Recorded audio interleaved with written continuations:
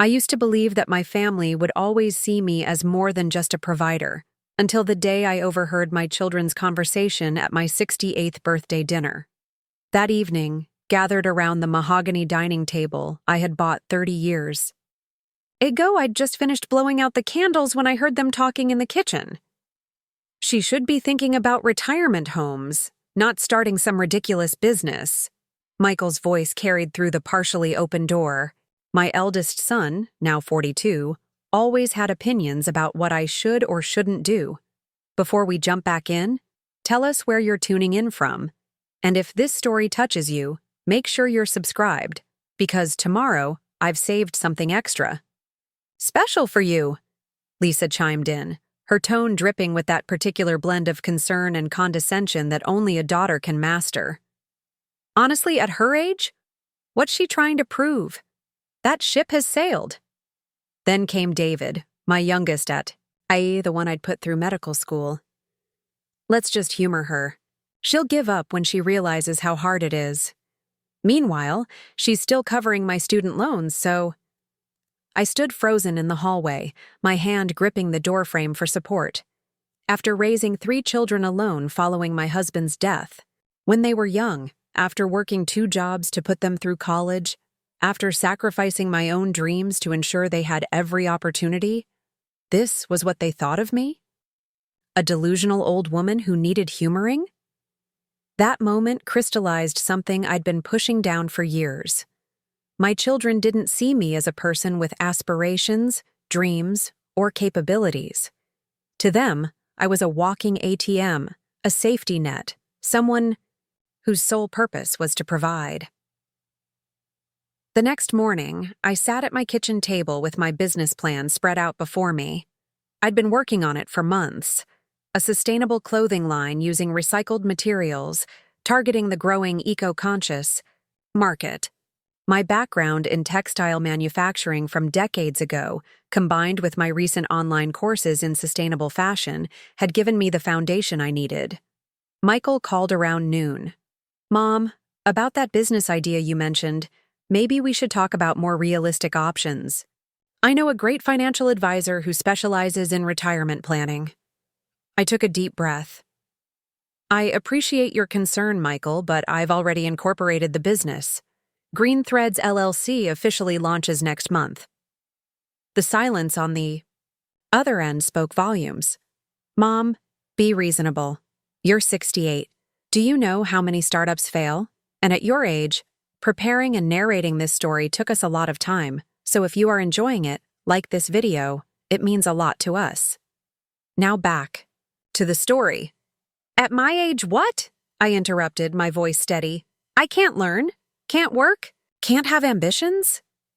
It's just... Look, Lisa and I were talking, and we think you should focus on enjoying your retirement. Travel, maybe. Join a book club." I laughed, but there was no humor in it.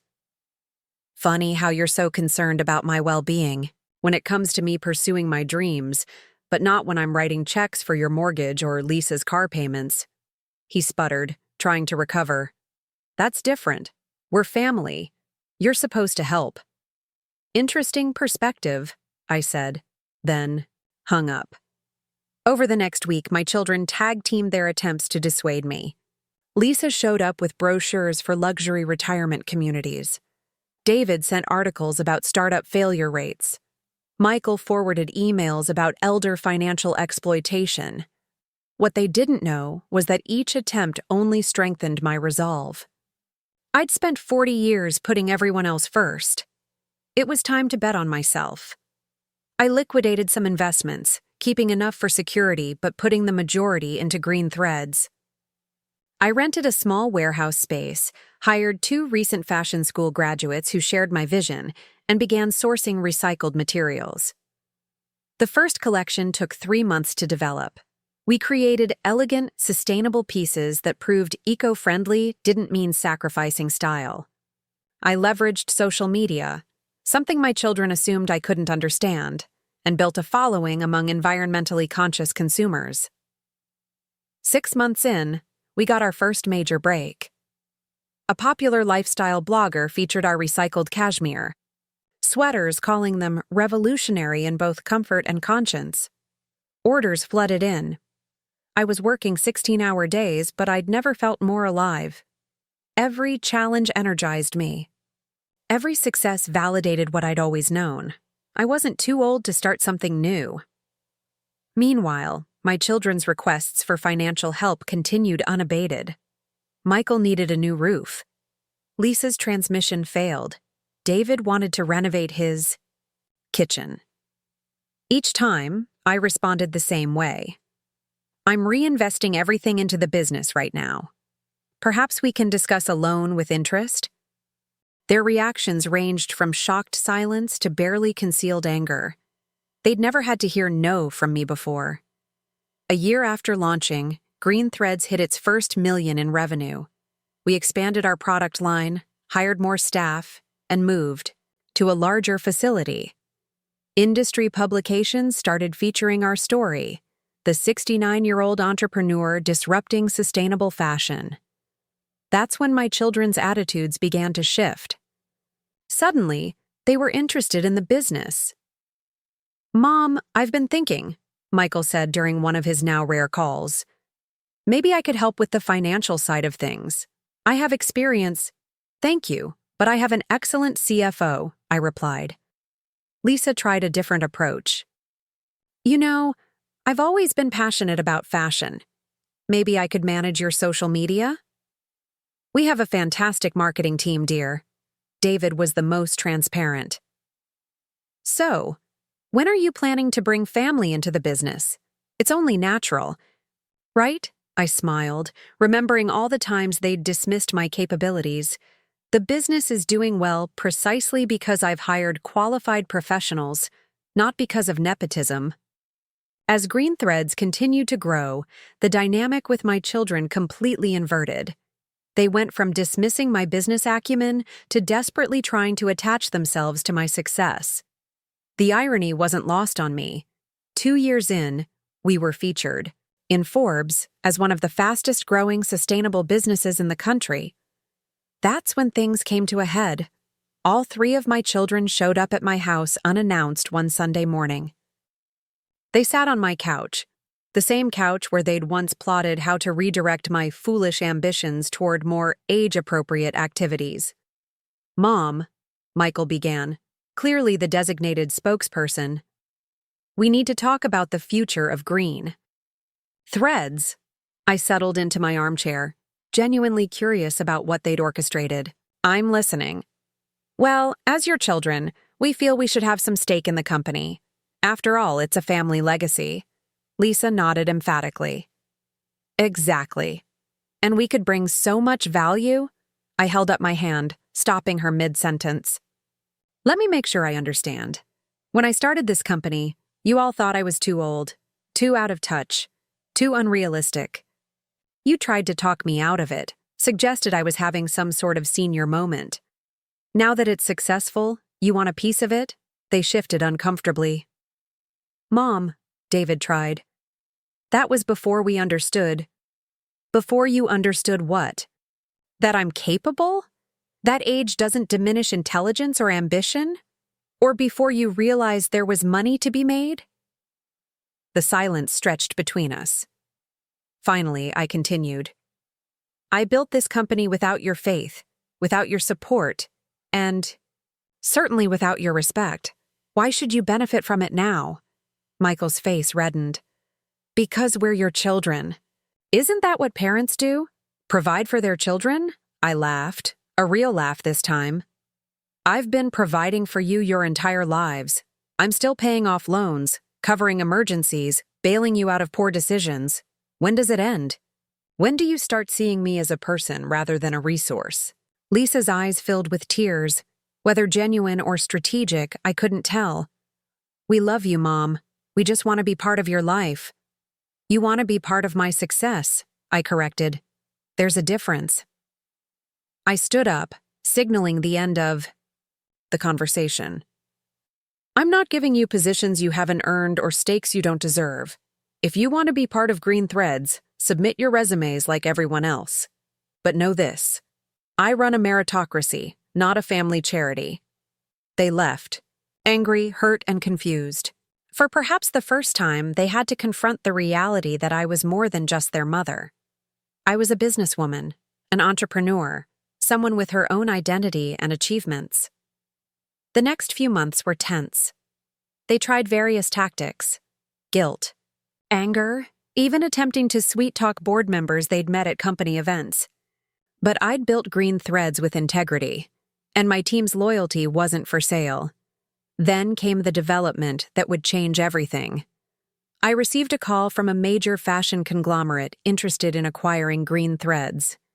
The offer was substantial, enough to secure not just my future but potentially my children's as well.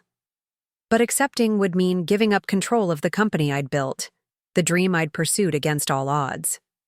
As I sat in my office, contemplating the 9-figure offer, I realized this was about more than money.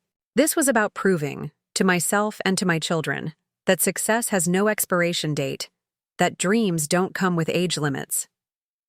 I called a family meeting. My children arrived promptly, barely concealing their excitement. They assumed I was either announcing the sale or finally offering them positions.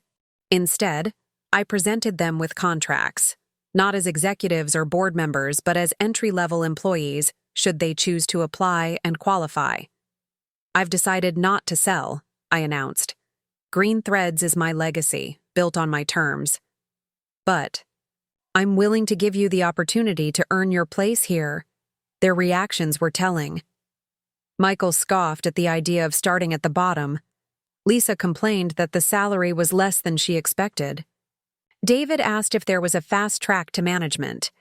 That's when I knew I'd made the right decision, both in starting the business and in how I'd handle its future. As I watched them leave, still arguing among themselves about the unfairness of it all, I felt a profound sense of peace. I had built something meaningful, something that reflected my values and vision. Whether my children chose to be part of it on my terms was up to them. The irony was complete. They said I was too old to start a business at 68. Now, at 71, my company was thriving beyond anything they'd imagined possible.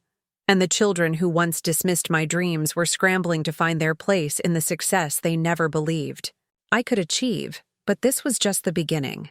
The real test, for them and for me, was yet to come. The morning after I presented my children with entry-level contracts, I received 3 separate text messages before my coffee had even finished. Brewing. Michael's was curt. "We need to talk about your unreasonable offer." Lisa's dripped with manufactured hurt. "I can't believe you'd treat your own daughter like a stranger." David's attempted manipulation. "After everything we've been through, together this is how you repay our support?" I sipped my coffee and smiled. Their reactions confirmed what I already knew. They still didn't understand the value of earning something through merit rather than entitlement. That afternoon, I had a board meeting scheduled. Green Threads had grown enough to require a formal board of directors, and I'd carefully selected individuals who brought expertise and integrity to the table. As I prepared my presentation on our Q3 results, my assistant, Jennifer, knocked on my office door. "Mrs. Thompson, your son Michael is here. He doesn't have an appointment, but he's insisting." Before she could finish, Michael pushed past her into my office. His face was flushed, his expensive suit slightly rumpled, signs of the financial stress I knew he'd been under since I'd stopped bankrolling his lifestyle. "Mom, we need to talk about this. This insult," he spat out, waving the contract I'd given him. I gestured for Jennifer to leave, then calmly folded my hands on my desk. "I have a board meeting in 30 minutes, Michael. What exactly do you find insulting about being offered a legitimate position in a growing company? Entry level? After my MBA? After all my experience in finance? Your MBA was 20 years ago, and your experience consists of bouncing between firms, always leaving just before your performance reviews. Shall we discuss why?" His face darkened. "That's not fair. You don't understand the corporate world. I built a multi-million-dollar company from scratch at an age when you thought I should be knitting and playing bingo. I think I understand it quite well." He paced my office, running his hands through his thinning hair. This is revenge, isn't it, for not believing in you? I leaned back in my chair, studying my eldest child. Michael, this isn't about revenge. It's about reality. You want a position here? Earn it. Start where everyone else does. Prove yourself. But I'm your son. Yes. And that's precisely why you need to work harder to prove you deserve to be here. I won't have my employees thinking, I play favorites. He stood there, jaw clenched, wrestling with his pride. Finally, he asked, and if I refuse? Then you continue your life as it is. No more bailouts, no more loans that never get repaid. You're 42 years old, Michael. It's time to stand on your own feet. He stormed out without another word, nearly colliding with Lisa in the hallway. She entered my office with a different strategy, tears already forming in her eyes. Mom, how could you? She whispered, clutching her designer purse. Another gift from my pre-business days. I thought family meant something to you. It does, I replied, offering her a tissue. Which is why I'm giving you the opportunity to be part of something real, something you can be proud of earning. But starting at the bottom, I have a degree in communications, which you've never used professionally. You've been a stay-at-home mom for 15 years, Lisa. The workplace has changed dramatically. Her tears dried up remarkably quickly when she realized they weren't working. Fine. What's the salary again? I told her, and she blanched. That's less than my monthly allowance. You mean the allowance I've been giving you? The one that stops next month? Her face went through several expressions: shock, anger, calculation. You're really going to cut us off? I'm really going to treat you like the capable adult you are. She left in a huff, muttering about elder abuse and calling her lawyer, who, ironically, I had been paying for during her divorce proceedings. David was the last to visit, appearing just as my board meeting ended. He'd always been the charmer, the one who could talk his way out of anything. He found me in the conference room, reviewing notes. Hey, Mom, he said, flashing that smile that had gotten him out of countless scrapes. Can we talk about this whole job thing? I gestured for him to sit. What about it? Look, I get it. You want us to appreciate what you've built. Message received. But couldn't we find a middle ground? Maybe a consultant position? David, you're a doctor who hasn't practiced in 3 years because you've been finding yourself on my dime. What exactly would you consult on? His smile faltered. I have life experience. So does everyone else who applies here. The difference is, they don't expect special treatment because of their DNA. He leaned forward, dropping the charm. Mom, be real. You're 71. How long do you think you can run this company? Wouldn't it make sense to start grooming your successors? I have a succession plan. It involves promoting the most qualified individuals, regardless of their last name. So that's it? Your own children mean nothing? I stood up, gathering my papers. My children mean everything, which is why I refuse to enable your entitlement any longer. You want to be part of Green Threads? Prove you deserve it. Over the next few weeks, I heard nothing from them. The silence was telling. For the first time in their lives, they couldn't manipulate or guilt me into compliance. Meanwhile, Green Threads continued to flourish. We launched a new line of biodegradable accessories that caught the attention of several major retailers. Our revenue projections for the year exceeded all expectations. The fashion conglomerate increased their buyout offer by 30%.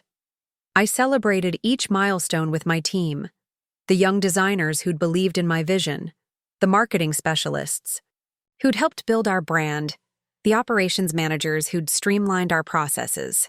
They were my work family, chosen for their talent and dedication rather than genetics. Then, on a rainy Tuesday morning, Lisa showed up at our main office.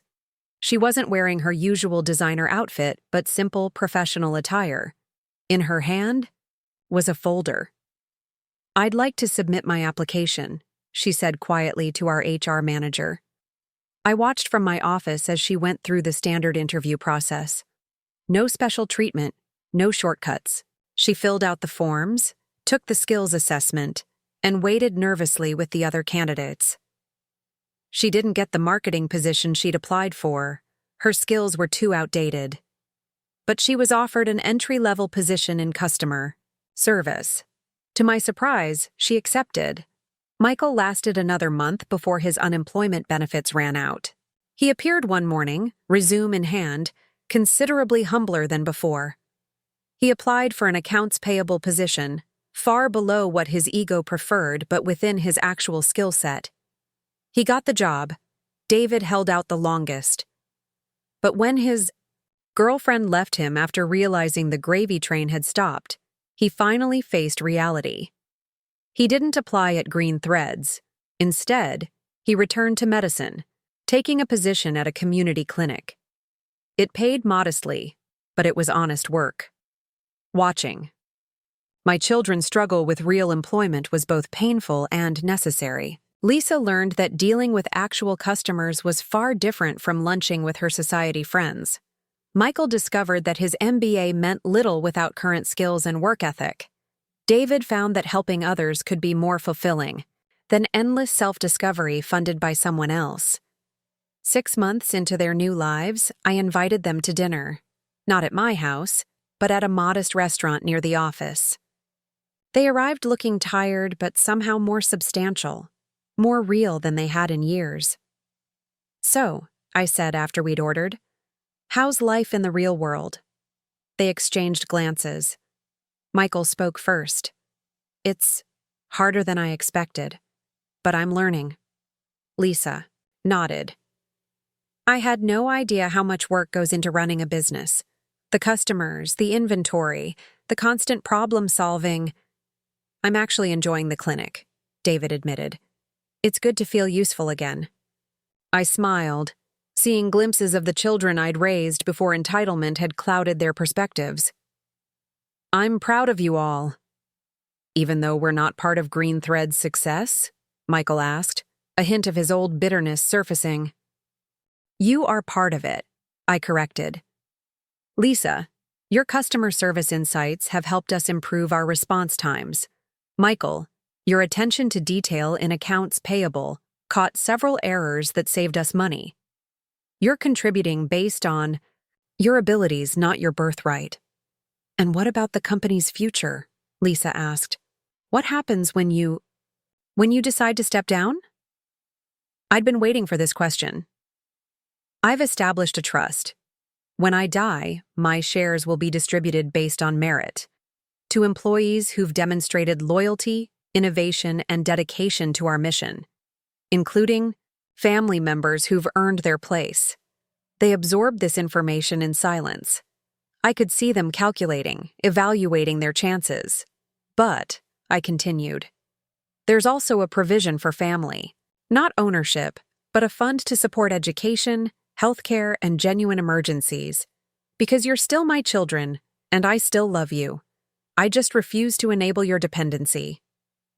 The dinner ended differently than our family gatherings of the past. There were no demands, no manipulations, no assumptions of entitlement. Just a tentative understanding that things had changed permanently. A year later, Green Threads went public. The IPO was a massive success, valuing the company at over $1 billion. My personal net worth skyrocketed, making headlines in financial publications. The media loved the story, the septuagenarian who'd built an empire when her own children doubted her. They called me a late-blooming entrepreneur, an inspiration for seniors, a testament to the power of believing in yourself. My children watched from the sidelines as I rang the opening bell at the stock exchange. They weren't on the podium with me. That honor went to my early employees, the ones who'd believed in an old woman with a dream. But they were in the building, still working their way up through merit rather than nepotism. Lisa had been promoted to customer service team lead. Michael was studying for his CPA certification. David had been featured in a medical journal for his community clinic work. They were finding their own paths, their own successes, separate from mine, but perhaps inspired by it. The night of the IPO, I hosted a celebration at the hotel ballroom. Hundreds attended. Employees, investors, industry leaders. My children were there too, not as VIPs but as regular staff members.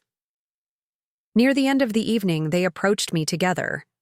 For a moment I tensed, wondering if this would be another attempt to claim what they hadn't earned. Instead, Michael cleared his throat and said, "We wanted to thank you."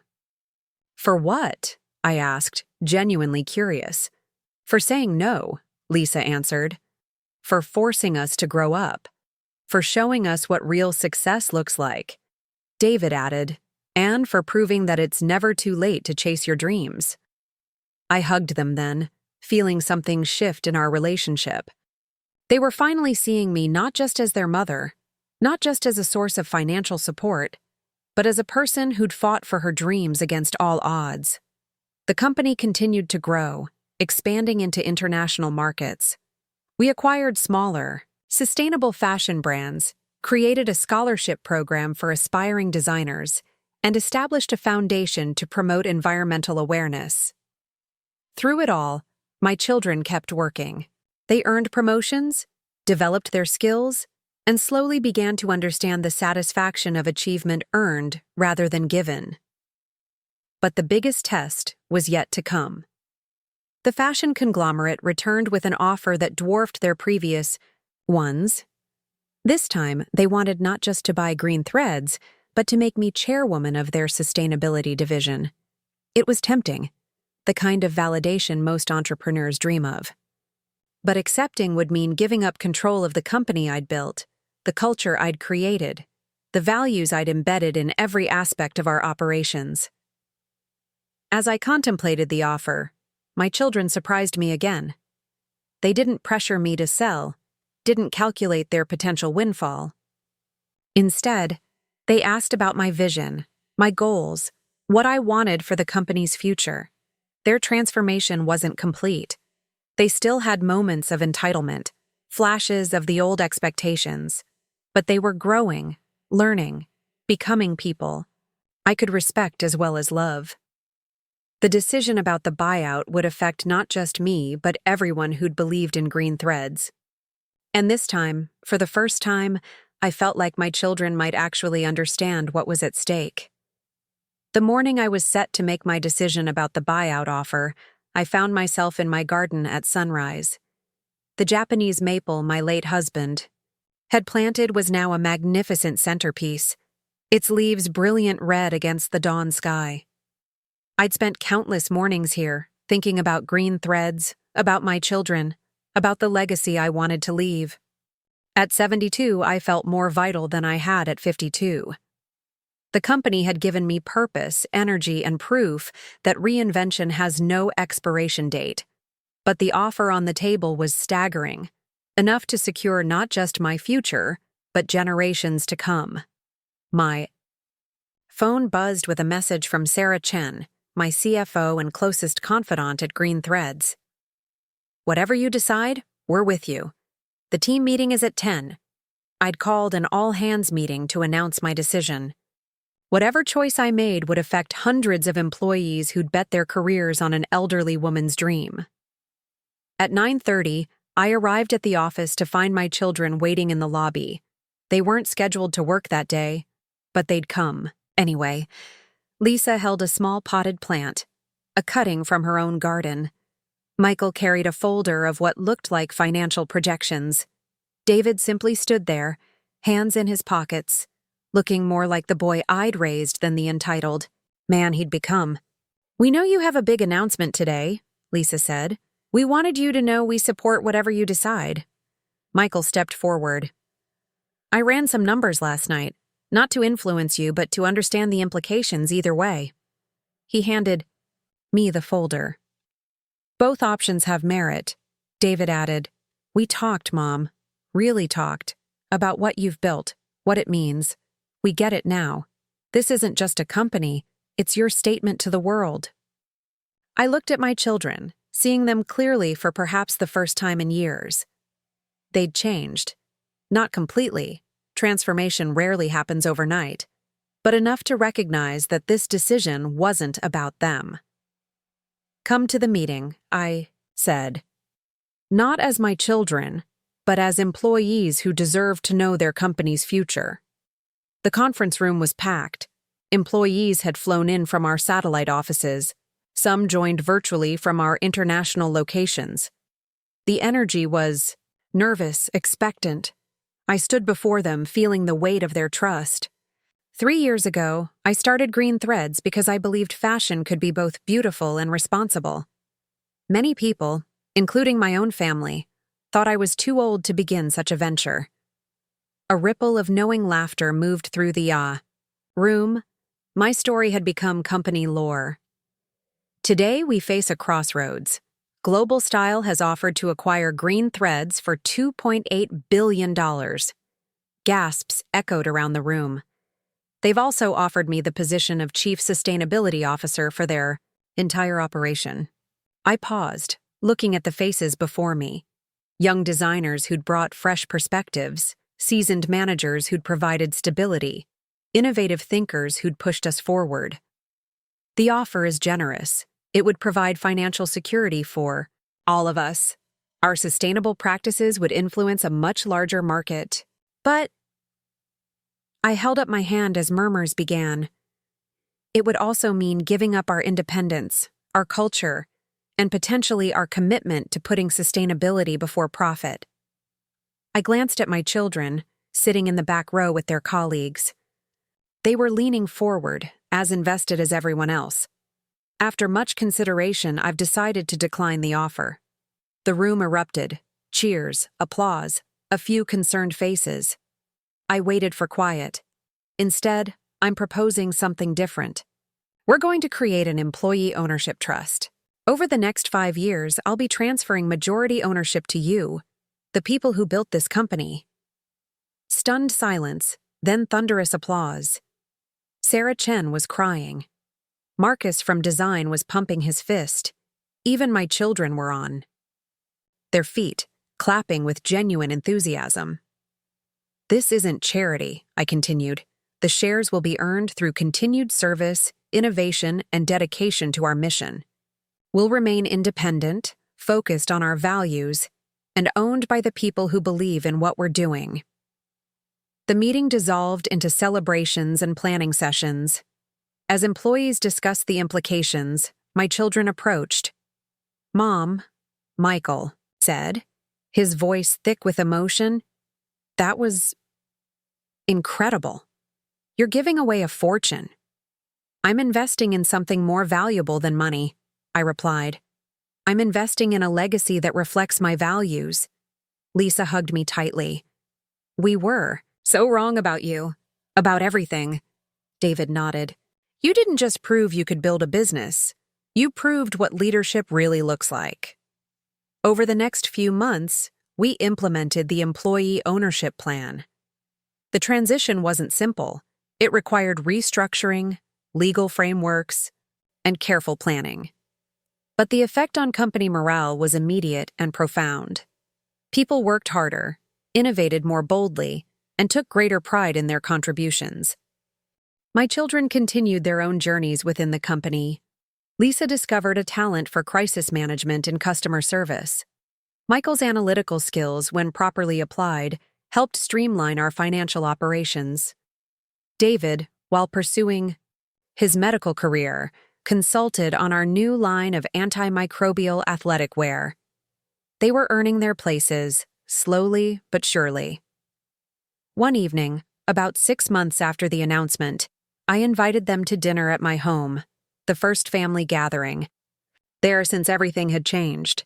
As we sat around the same dining table where I'd overheard their dismissive comments years ago, the atmosphere couldn't have been more different. "I've been thinking," Michael began, helping himself to salad, "about starting a financial literacy program for the younger employees. A lot of them are first-generation professionals, like I was at their age." "That's a wonderful idea," I said, genuinely impressed. "Write up a proposal." Lisa chimed in. And I've been working with the marketing team on a customer ambassador program. We could leverage our most loyal customers to spread our message authentically. David, between bites, added, "The clinic wants to partner with Green. Threads on a community health initiative, sustainable clothing for low-income patients." I listened as they shared ideas, debated strategies, and showed genuine passion for the company's mission. These weren't the entitled children who'd demanded positions they hadn't earned. These were engaged employees who happened to be my offspring. "There's something else," I said as dessert was served. "I'm creating a family foundation, separate from the company. It will focus on supporting senior entrepreneurs, particularly women who've been told they're too old to start something new." My children exchanged glances. "We'd like to be involved," Lisa said carefully. "Not for money or recognition, but because we believe in it. We've seen firsthand what ageism does to people's dreams. And we've seen what happens when those dreams are pursued anyway," Michael added. I smiled, feeling a warmth that had been absent from our family gatherings for too long. "I'd welcome your involvement, but you'll have to apply like everyone else." They laughed, genuinely, openly. "We wouldn't expect anything less," David said. As the evening wound down, I reflected on the journey that had brought us here. The pain of overhearing their dismissive comments had sparked a revolution not just in my life, but in theirs. By refusing to enable their entitlement, I'd forced them to discover their own capabilities. The company continued to thrive. We expanded our sustainable practices, influenced industry standards, and proved that ethical business could be profitable. The employee ownership model attracted top talent and earned us recognition as one of the best places to work. My relationship with my children evolved into something more complex and ultimately more rewarding than the traditional parent-child dynamic. We were family, yes, but we were also colleagues, collaborators, and occasionally, friendly competitors. Lisa eventually earned a promotion to head of customer experience. Michael became a certified financial planner and led our employee financial wellness program. David balanced his medical practice with consulting for our growing wellness division. They still made mistakes, still occasionally slipped into old patterns of thinking. But they caught themselves more quickly now, apologized more readily, and worked harder to prove themselves. On my 73rd birthday, we gathered again, this time at the office, surrounded by the extended Green Threads family. No one suggested I was too old for anything. Instead, they celebrated what we'd built together and looked forward to what we'd create next. As I blew out the candles, I caught my reflection in the conference room window. The woman looking back at me was older, certainly, but more alive than ever. She'd built more than a company. She'd rebuilt her family relationships on a foundation of respect rather than obligation. The irony still amused me. They said I was too old to start a business at 68. Now, at 73, I was running a billion-dollar company that had transformed not just an industry, but the lives of everyone it touched, including my once ungrateful children. But the story wasn't over. The biggest challenges and the most rewarding moments were still ahead. A year later, Green Threads faced its first major crisis. A supplier we'd trusted for organic cotton was exposed for using conventional farming methods and falsifying certifications. The scandal threatened to undermine everything we'd built: our reputation, our credibility, our entire mission. The news broke on a Friday afternoon. By Saturday morning, social media was ablaze with accusations that we'd knowingly misled customers. Our stock price plummeted. Competitors smelled blood in the water. I called an emergency board meeting for Sunday. As I prepared for what could be the fight of our company's life, my children showed up at my house. "We're here to help," Michael said simply. "All hands on deck?" Lisa added. David nodded. Family stands together in a crisis. But this time, they weren't coming as entitled children expecting to be saved. They came as experienced professionals ready to contribute their skills to save something they'd helped build. Michael had already drafted a financial impact analysis. Lisa had prepared a customer communication strategy.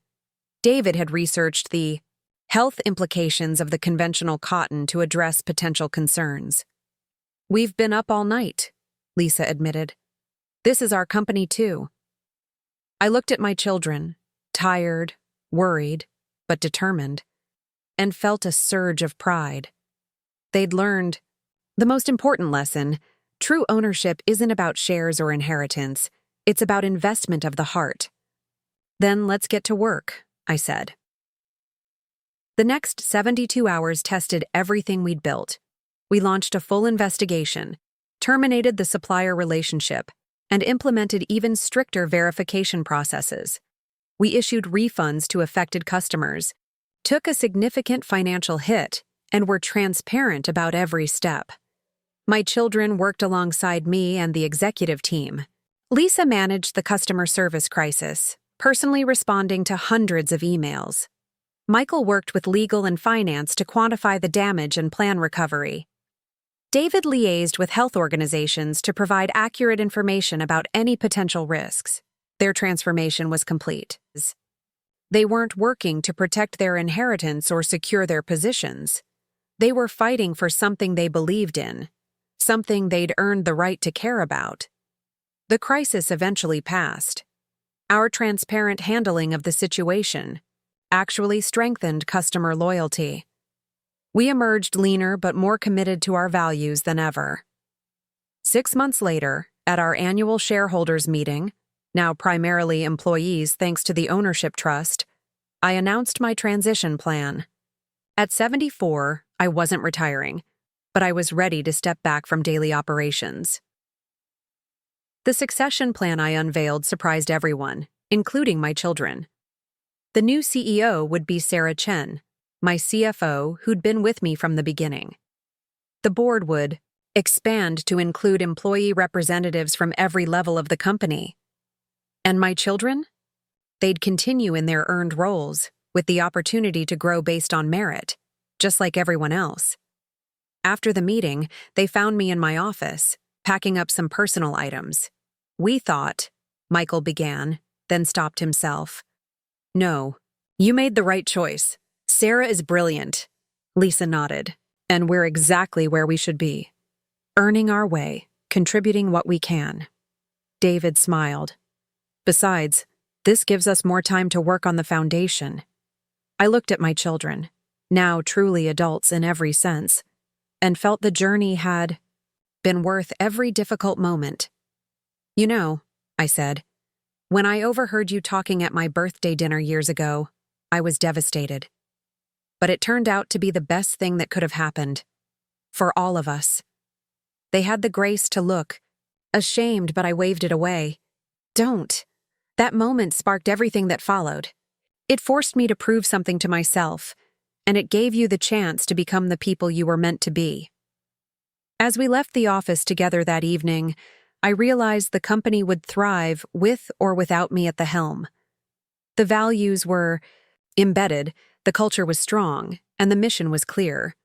But more importantly, my children had learned the lessons I'd always hoped to teach them: that respect is earned, not inherited, that work has dignity regardless of the title, and that true success comes from contributing something meaningful to the world.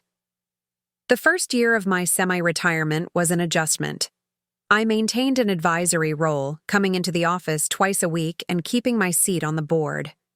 Sarah Chen proved to be an exceptional CEO, bringing fresh energy while respecting the company's foundational values. My children, now firmly established in their careers, surprised me with their initiative. Michael had developed a financial education program that became a model for other companies. Lisa's customer experience innovations increased our retention rate by 40%. David's wellness consulting led to a groundbreaking line of therapeutic clothing for people with sensory sensitivities. But it was their work with the Senior Entrepreneurs Foundation that truly showed how far they'd come. The foundation's first grant cycle attracted over 500 applications from people over 60 who'd been told they were too old to start businesses. Reading their stories, dreams deferred, talents dismissed, potential untapped, reminded me of my own journey. One application particularly moved me.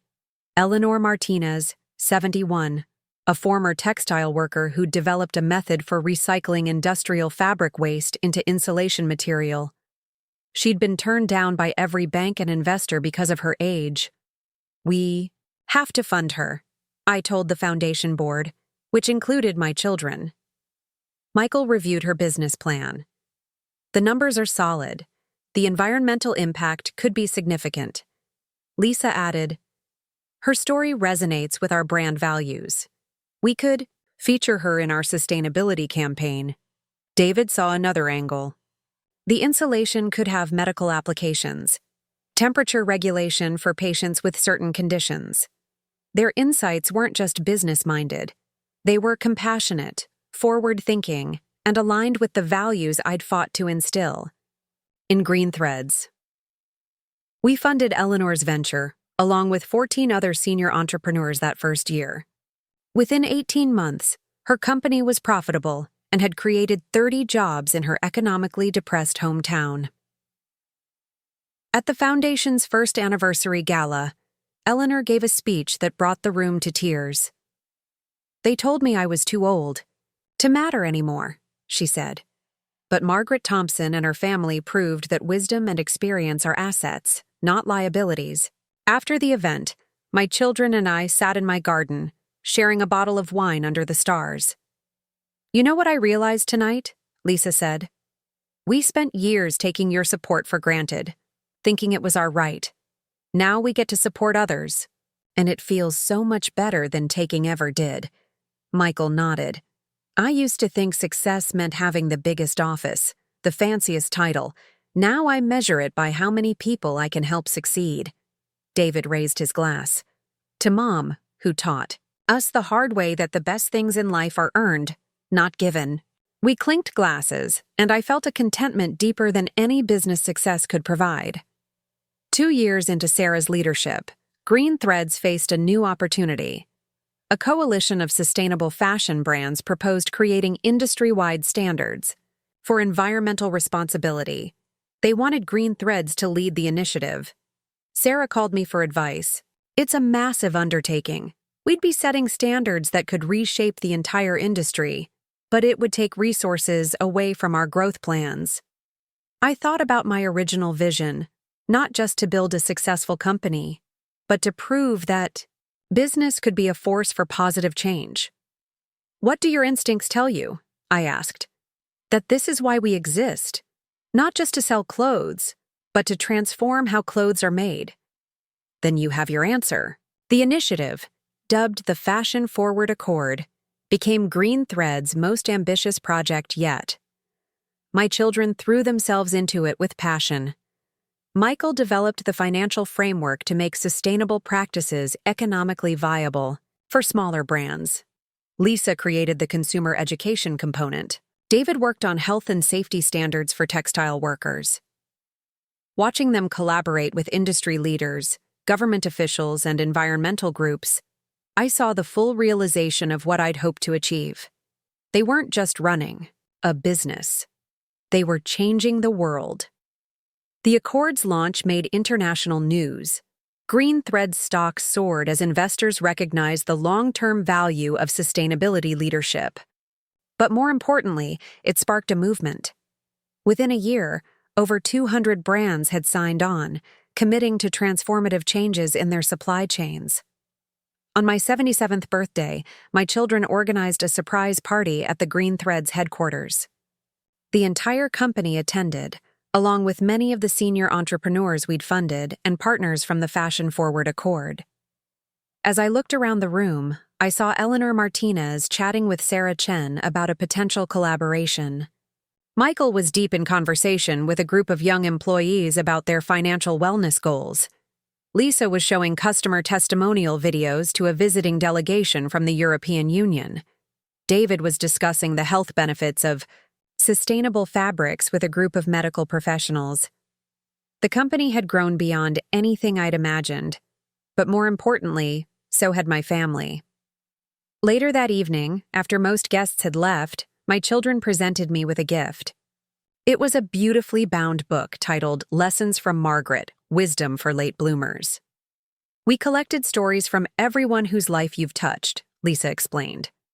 Employees, grant recipients, customers who felt seen by our age-inclusive marketing. I opened it to find hundreds of handwritten notes, photographs, and testimonials. Page after page showed the ripple effects of refusing to accept limitations. "There's something else," Michael said, seeming nervous for the first time in years. "We've been working on this for months." David handed me an envelope. Inside was a legal document establishing the Thompson Family Legacy Fund, endowed with their personal savings and a percentage of their Green Thread stock options.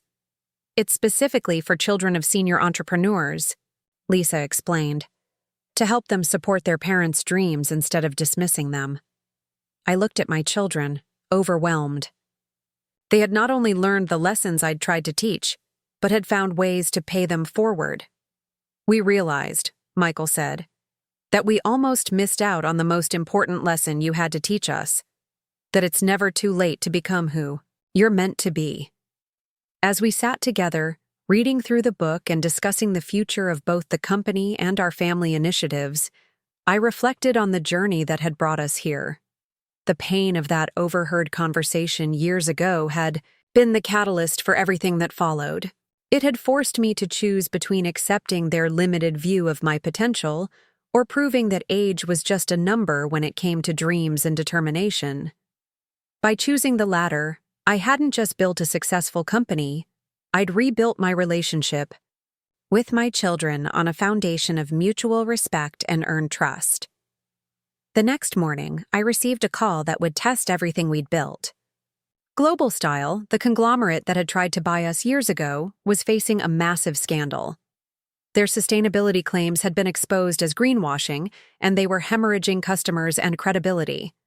Their CEO called me personally. "Margaret, we need your help. We're ready to make real changes, but we need credibility. Would you consider that chairwoman position now?" It was tempting, a chance to influence one of the industry's biggest players from the inside. But I'd learned that true change couldn't be bought or borrowed. It had to be cultivated. "I'll do something better," I told him. "Green Threads will help you implement real sustainability practices, not through acquisition, but through the fashion-forward accord. You'll have to meet the same standards as everyone else, be transparent about your progress, and earn back. Trust through actions, not words." The CEO hesitated. "That could take years." "Real change always does," I replied. "But it's the only way that lasts." He agreed, and Green Threads found itself in the unexpected position of mentoring its former would-be acquirer. My children took leading roles in the project. Michael helped them restructure their supply chain finances, Lisa developed their transparency reporting system, and David created worker wellness programs for their factories. 6 months into the cow project, I overheard a conversation that brought everything full circle. I was passing by a conference room where my children were debriefing after a Global Style meeting. "Can you believe they thought they could just buy their way into sustainability?" Lisa was saying. "It's like they expected Mom to solve their problems, just because they offered enough money," Michael added. "Some things can't be bought," David concluded. "They have to be earned." I smiled, remembering another overheard conversation years ago. The contrast couldn't have been starker. That evening, I invited them to dinner, this time at a small Italian restaurant where I'd often eaten alone while building Green Threads in its early days. "I overheard you talking today," I said as we settled in. They looked concerned until they saw my smile.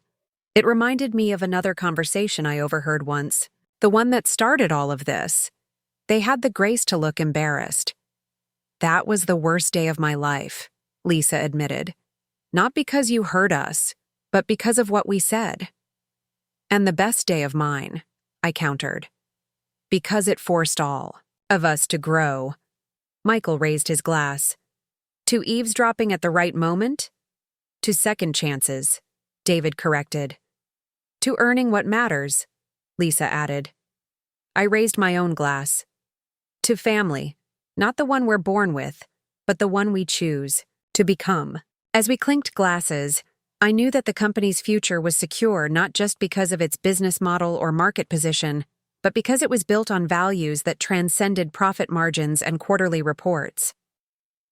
The fashion-forward accord continued to grow, eventually encompassing over 60% of the global fashion industry.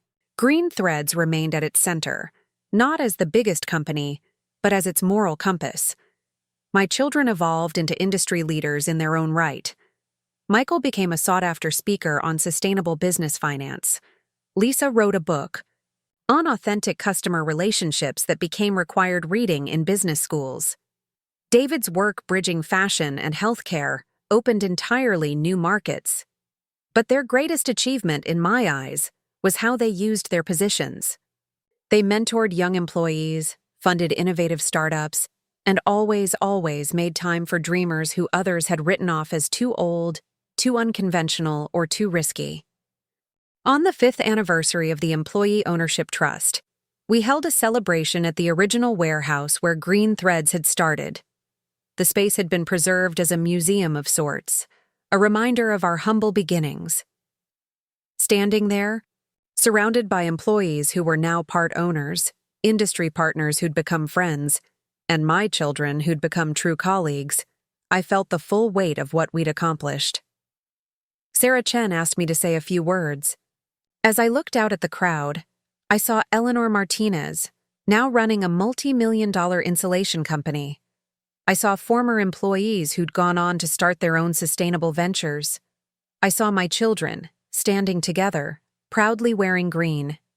Threads designs. 5 years ago, I made a choice that many thought was foolish. I chose to give away control of the company I'd built. But what I really did was invest in something far more valuable than any acquisition offer. I invested in all of you. The room was silent, attentive. They said I was too old to start a business at 68. What they didn't understand was that age had given me something more valuable than youth. The wisdom to know that true success isn't measured in dollars, but in lives changed, values upheld, and dreams realized. I looked at my children. The greatest return on that investment hasn't been the company's growth or the industry's transformation. It's been watching my own family learn that the most valuable things in life can't be inherited. They must be earned. The applause that followed wasn't just for me or for Green Threads. It was for the idea that had brought us all together, that it's never too late to make a difference, never too late to change, and never too late to become who you were meant to be. As the celebration continued, I slipped out to the loading dock, where I used to take breaks during those exhausting early days. The city skyline had changed, but the view of the sunset was the same. My children found me, there as I knew they would. Thinking about the old days? Lisa asked. Thinking about tomorrow, I replied, and all the tomorrows after that. Michael put his arm around my shoulders. Whatever comes next, we're ready for it. David nodded. Because you taught us how to build things that last. We stood there together, watching the sun set on one chapter and rise on another, knowing that the legacy we'd built wasn't just about sustainable fashion or successful business. It was about the transformation that happens when you refuse to accept limitations, your own or anyone else's. 3 years later, at 80, I found myself facing a challenge I hadn't anticipated. My health, which had been remarkably robust throughout the Green Threads journey, began to falter. Nothing dramatic, just the accumulated wear of 8 decades of life catching up with me. The diagnosis was manageable, but would require lifestyle changes and regular treatment. As I sat in Dr. Patel's office, absorbing the news, my first thought wasn't about myself, but about how this would affect everything we'd built.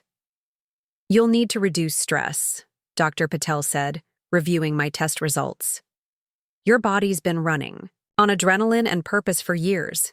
It's time to truly slow down. I returned home to find my children waiting.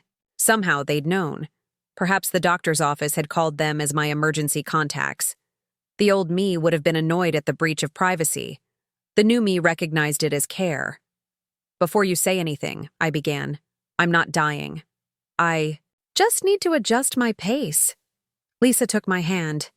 "We know, and we're here to help. Not take over, but support." Michael nodded. "The company's in good hands with Sarah. The foundation's running smoothly. You've built systems that don't require your constant presence." David, ever the doctor, added, "This is actually an opportunity. You've taught us all about reinvention. Now it's time for your next chapter." Their response moved me. There was no panic, no attempt to seize control, no treating me like I was suddenly incapable, just quiet support and recognition that this was my journey to navigate. Over the next few months, I gradually stepped back from my remaining responsibilities. But rather than feeling diminished, I discovered new dimensions to my life. I began painting, something I'd always wanted to try but never had time for. I started a memoir, not about business success, but about the internal journey of transformation. My children adapted seamlessly. They took on more foundation work without being asked. They checked in regularly but didn't hover. They brought their own children, my grandchildren, to visit more often, sharing stories about the early days of green threads that had become family legend. One afternoon, while I was painting in my sunroom, 10-year-old Emma, Lisa's daughter, sat beside me with her own canvas. "Grandma," she said, mixing colors with serious concentration, "Mom says you started your company when you were older than most grandmas." "That's right," I replied, adding a streak of blue to my abstract landscape. "Why did you wait so long?" I paused, considering how to explain decades of life to a child. "I didn't wait, sweetheart. I was preparing. Everything I did before, raising. Your mom and your uncles, working different jobs, learning about life. It all got me ready for the right moment." She nodded sagely. "So you were like a seed, growing underground until it was time to bloom?" Her metaphor stunned me with its accuracy. "Exactly like that." Emma continued painting, then asked, "Am I preparing for something too?" "Always," I assured her. Every experience is preparing you for what comes next. The trick is recognizing when it's your time to bloom. That conversation sparked an idea. With my newfound time and perspective, I began developing a program for schools called Seeds of Tomorrow. It taught children that success isn't linear, that dreams can hibernate and still flourish, and that every stage of life offers opportunities for growth. My children embraced the initiative. Michael developed the financial literacy component. Lisa created interactive workshops. David added lessons on mental and physical wellness across life stages. The program launched in local schools, then spread nationally. We partnered with libraries, community centers, and senior organizations to create intergenerational learning experiences. Children interviewed elders about their dreams, realized and deferred. Seniors mentored youth in crafts, skills, and wisdom. One day, I received a letter that brought everything full circle. It was from a 16-year-old named Marcus. "Dear Mrs. Thompson, my grandmother was in your first group of grant recipients. She started a catering business at 69 after everyone told her she was too old. Your foundation believed in her. Now she's teaching me to cook, and we're planning to expand her business together when I graduate. Thank you for showing us that dreams don't have expiration dates. Marcus and Grandma Jean." I shared the letter at our next family dinner. My children, now in their late 40s and early 50s, sat around the same table where everything had begun. "You know what I've realized?" Michael said, helping himself to dessert. "We spent the first part of our lives thinking success was about taking. The middle part, learning it, was about earning. And now we're discovering it's really about giving. Lisa added, "Remember when we thought the company was your legacy? It's so much bigger than that." David raised his glass. To Mom, who taught us that the best time to plant a tree was 20 years ago, the second best time is now. As we toasted, I felt profound gratitude, not just for what I'd accomplished, but for who my children had become. They'd transformed from entitled dependents into compassionate leaders, from skeptics into believers, from takers into givers. The next year brought another surprise. Forbes wanted to do a retrospective on Green Threads, focusing on how it had transformed not just sustainable fashion but corporate culture itself. The reporter, a young woman named Jade, spent weeks interviewing employees, partners, and family. During her interview with me, she asked, "What's the biggest misconception about late-life entrepreneurship?" I thought carefully before answering. That it's about proving something to others. It's not. It's about finally giving yourself permission to trust your own wisdom. And what about your children? How did their initial skepticism affect you? I smiled. It was the greatest gift they could have given me. Their doubt forced me to dig deeper, to find strength I didn't know I had. And in the process, we all learned that love isn't about blind support. It's about growth, even when it's painful. The article, when published, went viral. The headline read, "The 80-year-old who built a billion-dollar company and rebuilt her family." But it was the sidebar that touched me most.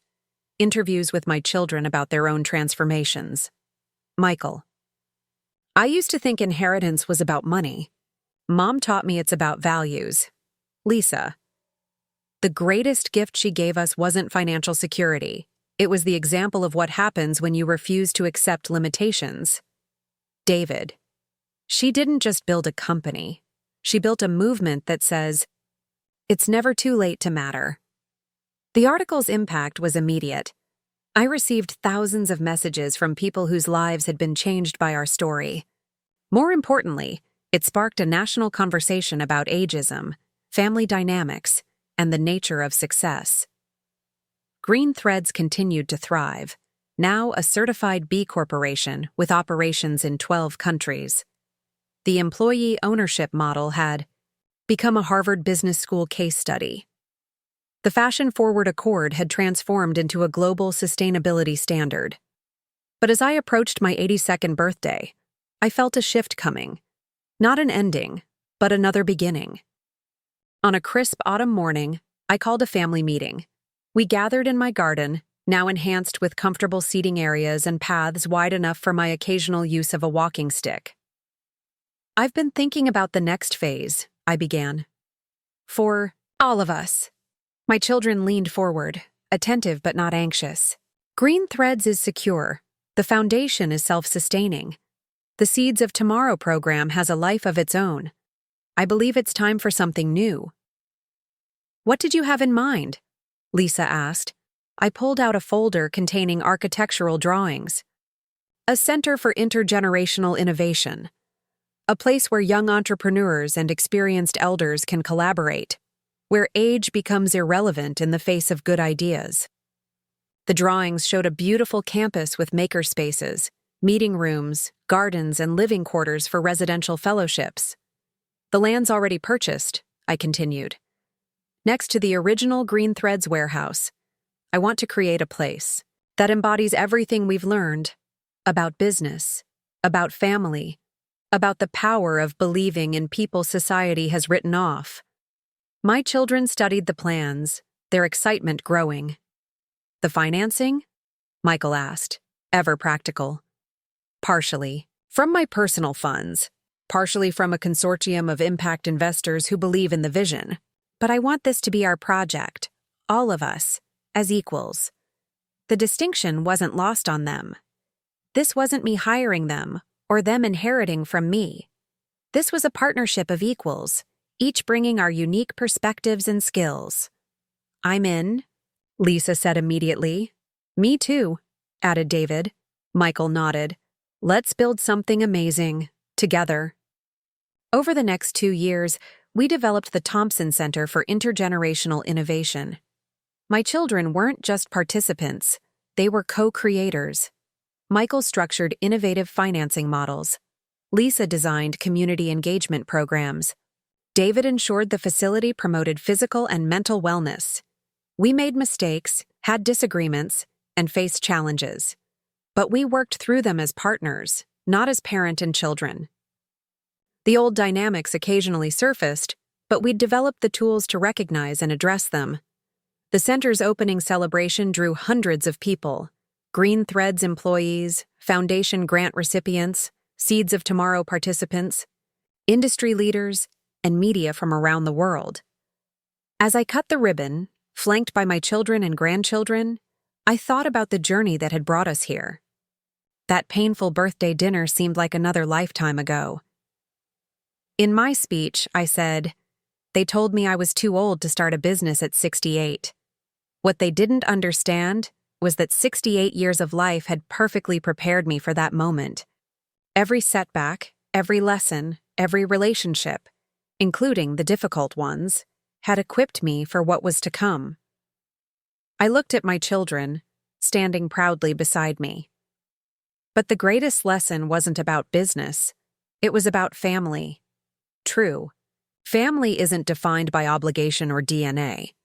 It's defined by mutual respect, earned trust, and the willingness to grow together, even when it's uncomfortable. The center quickly became more than we'd imagined. Innovations emerged from unlikely collaborations. A 70-year-old former teacher and a 22-year-old coder created an adaptive learning platform. An 85-year-old gardener worked with young environmentalists to develop urban farming solutions. My role evolved again. I became the center's philosopher in residence, hosting weekly salons where people of all ages discussed life, purpose, and the courage to reinvent oneself. One evening, after a particularly energetic discussion about overcoming societal expectations, my children joined me in the center's rooftop garden. The city sparkled below us, and the air was sweet with the scent of night-blooming jasmine. "You know," Michael said, "I sometimes think about who we'd be if you hadn't overheard us that night." "Probably still waiting for our inheritance," Lisa replied with a rueful laugh. David shook his head. "We wouldn't have inherited anything worth having." I watched them, these accomplished adults who'd once been so certain of their entitlement, and felt overwhelming love, not just for who they'd become, but for the difficult journey that had brought us here. The inheritance was always there. I told them. You just had to earn the wisdom to recognize it. As we sat together, planning future projects and sharing dreams, I realized that the true measure of success wasn't in the companies built or the wealth accumulated. It was in the transformation of relationships, the evolution of character, and the ripple effects of choosing growth over comfort. The moon rose over our Intergenerational Innovation Center, casting silver light on a future we'd built together, not as benefactor and beneficiaries, but as partners in the endless adventure of becoming. At 85, I found myself in an unexpected role, the subject of a documentary. A filmmaker named Rachel Chen, no relation to Sarah, had been following our story for months, intrigued by how a family conflict had sparked a movement that changed an industry. "What fascinates me," Rachel explained during one of our interviews, "is not just the business success but the family transformation. Most family businesses tear families apart. Yours brought you closer together." I sat in my favorite chair at the Thompson Center, surrounded by the gentle chaos of innovation happening all around us. Through the glass walls of the interview room, I could see my children conducting their own projects. Michael mentoring young financial innovators, Lisa leading a workshop on authentic leadership, David consulting with health tech startups. It almost did tear us apart, I admitted. The turning point wasn't when I succeeded.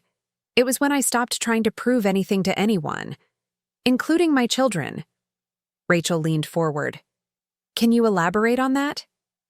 I thought back to those early days, When I overheard my children dismissing my dreams, my first impulse was to prove them wrong. But that would have made my success about them, not about me. The real breakthrough came when I realized I needed to pursue my vision for its own sake. And your children, when did they change? When they had to face the consequences of their assumptions. I didn't punish them or cut them off entirely. I simply stopped enabling their entitlement. That forced them to see me as a person, not just a parent. The documentary, titled Never Too Late, premiered at Sundance to standing ovations. But its impact went far beyond film festivals. It sparked a movement of late-life entrepreneurs, family reconciliations, and corporate culture shifts. One morning, I received a call from the president's office. They were creating a national council on intergenerational economic opportunity and wanted me to serve as its founding chair. I accepted, but with one condition. My children would serve as advisors, bringing their unique perspectives on how family dynamics intersect with economic opportunity. The first council meeting brought together economists, sociologists, business leaders, and activists. As I looked around the table, I saw faces of all ages, backgrounds, and experiences. "We're here," I began, "because our society has created artificial barriers based on age. We waste the wisdom of our elders and underestimate the insight of our youth.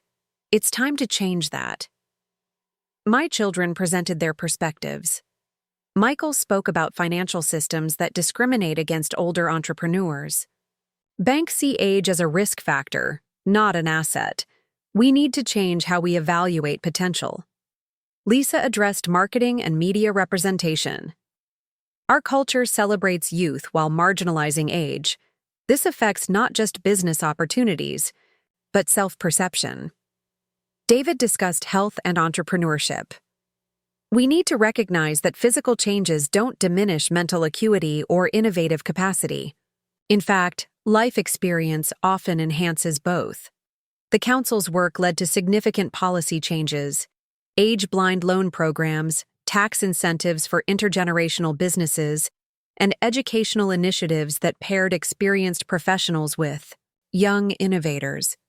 But the most profound changes continued to happen within our family. One evening, my grandson James, now in college, asked to meet with me privately. He sat across from me in my study, fidgeting with nervous energy. "Grandma, I want to drop out of business school." I waited, letting him gather his thoughts. "I've been studying all these case studies, including yours, and I realized something. The most successful people didn't follow traditional paths. They found their own way." "What would you do instead?" I asked. "I want to start a nonprofit that teaches financial literacy in underserved communities. I've already got a pilot program running, and the results are amazing." I smiled, remembering another conversation years ago when his mother had dismissed my dreams. "What do your parents think?" "Mom says I should finish my degree first. Dad thinks I'm being impulsive. And what do you think?" He met my eyes with determination I recognized.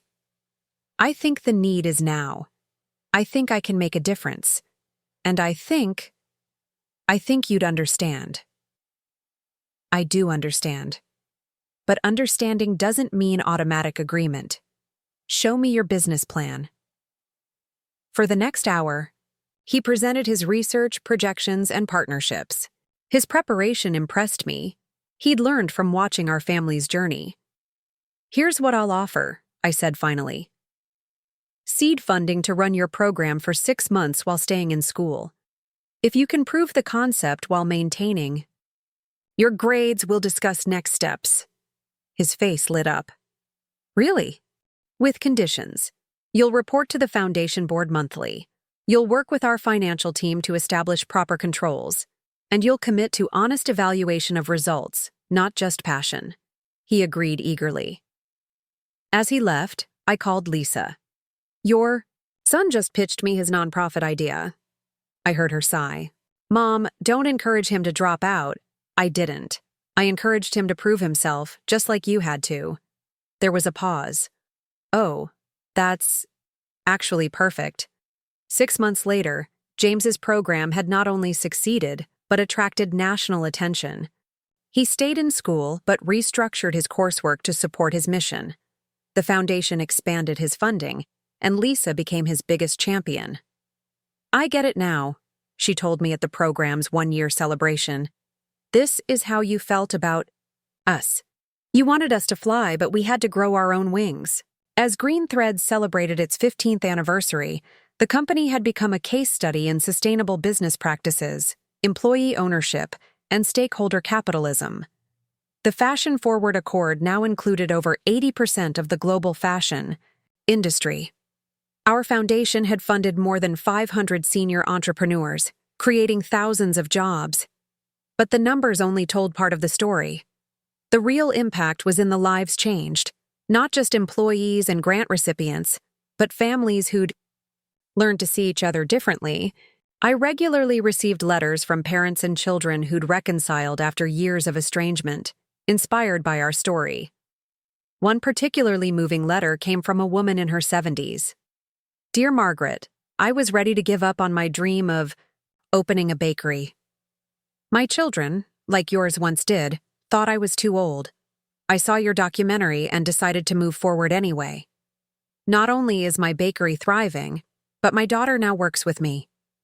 She says watching your story helped her understand that supporting someone doesn't mean controlling them. Thank you for showing us another way." Betty Morrison. I shared the letter at our family Sunday dinner, a tradition we'd maintained despite our busy schedules. 3 generations gathered around the table. My children, their spouses, my grandchildren, and now great-grandchildren. "You know what strikes me?" David said, helping his toddler with her food. "We spent years thinking success was a zero-sum game. Your gain had to be our loss. Now we understand that true success multiplies." Michael's daughter Emma, now a teenager and aspiring artist, added, "It's like that thing you always say, Grandma, about planting seeds." "What's that, dear?" "That. Every dream is a seed. Some bloom quickly, some take decades. But if you tend them with patience and courage, they'll grow when the time is right." That night, unable to sleep, I walked through my garden. The Japanese maple my husband had planted now towered overhead, its branches reaching toward stars. I thought about him, wondering what he'd make of everything that had happened. In my study, I began writing letters to each family member, not to be opened now, but to be read after I was gone. They weren't about money or business. They were about the lessons learned, the love that had deepened through struggle, and the joy of watching them become their best selves. To Michael, I wrote about the courage it takes to change direction mid-life, to admit when you've been wrong, and to find strength in vulnerability. To Lisa, I wrote about the power of authentic connection, the difference between performing success and achieving it, and the beauty of finding your true voice. To David, I wrote about the healing that comes from service, the wisdom in balancing ambition with compassion, and the importance of staying curious. To my grandchildren, I wrote about the legacy they carried, not of wealth or status, but of resilience, reinvention, and the conviction that it's never too late to begin again. As dawn approached, I sealed the last envelope and placed them in my desk drawer. Then I did something I hadn't done in years. I wrote a letter to my younger self. "Dear Margaret at 68, you're about to overhear something that will break your heart. But that heartbreak will become the greatest gift of your life. It will free you from the need for approval and launch you toward your true purpose. Your children will disappoint you, and you will disappoint them. This is necessary. Through this mutual disappointment, you'll find your way to mutual respect. The company you build will succeed beyond your dreams, but that's not the real victory. The real victory will be the family you rebuild, not through obligation or guilt, but through earned trust and chosen connection. You'll learn that love isn't about giving endlessly without boundaries. It's about believing in others enough to let them struggle, fail, and ultimately succeed on their own terms. And most importantly, you'll discover that your worth was never dependent on what you could provide. It was always inherent in who you are. Trust the journey. Every difficult moment is preparing you for something beautiful. With love and gratitude, Margaret at 85. The sun rose as I finished writing, painting my study in gold and rose. Through the window, I saw early risers beginning. Their day at the Thompson Center, a retired engineer collaborating with teenage robotics students, a former chef teaching sustainable cooking to young parents, a veteran photographer mentoring aspiring artists. My phone buzzed with a text from Sarah Chen. Board meeting at 10. The Global Style Sustainability Report is remarkable. They're actually changing. Your patience paid off. Another message from Lisa. Emma's art show opening tonight. She wants you to give the introduction. Says you're her inspiration. And from Michael. James's nonprofit just got featured in the Wall Street Journal, following in your footsteps. Lunch today? I smiled, remembering when their messages had been demands for money, complaints about my choices, or subtle manipulations. Now they were invitations to celebrate, requests to participate, acknowledgments of shared joy. The transformation hadn't been instant or easy. We'd had setbacks, arguments, and moments when old patterns threatened to resurface. But we'd developed something more valuable than perfect harmony. We'd developed the ability to grow through conflict rather than avoid it. As I prepared for another full day, I reflected on the question I was asked most often. What's the secret to starting over? Late in life? The answer, I'd learned, wasn't about age at all. It was about willingness. Willingness to be uncomfortable, to be misunderstood, to risk failure. But most importantly, willingness to believe that every ending contains the seeds of a new beginning. My story had become larger than myself. It represented possibility for anyone who'd been told they were too old, too late, or too anything to pursue their dreams. It showed that family relationships could evolve, that success could be redefined, and that purpose has no expiration date. As I headed to the board meeting, I passed by the original green thread sample that started it all, a simple recycled cotton shirt displayed in the center's lobby. Beside it hung a plaque with words that had become our unofficial motto. They said I was too old to start a business at 68. They were wrong about the business. They were wrong about age. But mostly, they were wrong about what happens when you refuse to accept limitations, your own or anyone else's. The story wasn't over. At 85, I was still discovering new chapters, still learning, still growing. And my children, once my greatest critics, had become my partners in showing the world that it's never too late to bloom. The call came on a Tuesday morning. Just as I was finishing my morning Tai Chi routine in the Thompson Center's meditation garden, it was the Nobel Committee. Mrs. Thompson, the voice said in careful English, we're pleased to inform you that you've been awarded this year's Nobel Peace Prize for your work in intergenerational economic justice and sustainable development. I sat down on the nearest bench, my legs suddenly unsteady. At 87, I'd received many honors, but this was beyond anything I'd imagined. The committee particularly noted, the voice continued, how your personal journey from family conflict to reconciliation sparked a global movement that has transformed both economic opportunity and family dynamics across cultures. After the call ended, I sat in silence, watching a pair of butterflies dance among the lavender. My first thought wasn't about the prize itself, but about my late husband. How I wished he could see what had grown from the seeds of pain and determination. My second thought was about my children. I called them together for an emergency family meeting. They arrived within hours, concern evident on their faces. When I shared the news, their reactions told the story of how far we'd come. There was no jealousy, no calculation about what it meant for them. Just pure, unadulterated joy and pride. Lisa burst into tears. "Mom, this is incredible." Michael, usually so composed, was speechless for a moment before saying, "You changed the world because we were too blind to see your potential. The irony is perfect." David hugged me tightly. "You deserve this more than anyone I know." The Nobel ceremony in Oslo became a family pilgrimage. My children, grandchildren, and even my great-grandchildren made the journey. But I also invited others who'd been part of the story. Sarah Chen, Eleanor Martinez, early Green Threads employees, foundation grant recipients, and participants from the Thompson Center. In my acceptance speech, standing before world leaders and dignitaries, I said, 19 years ago, I overheard my children saying I was too old to start a business. That moment of pain became the catalyst for everything that followed. But this prize doesn't belong to me alone. It belongs to everyone who's ever been told they're too old, too young, too anything to pursue their dreams. It belongs to my children, who had the courage to change when they realized their assumptions were wrong. Their transformation from skeptics to partners shows that it's never too late to grow.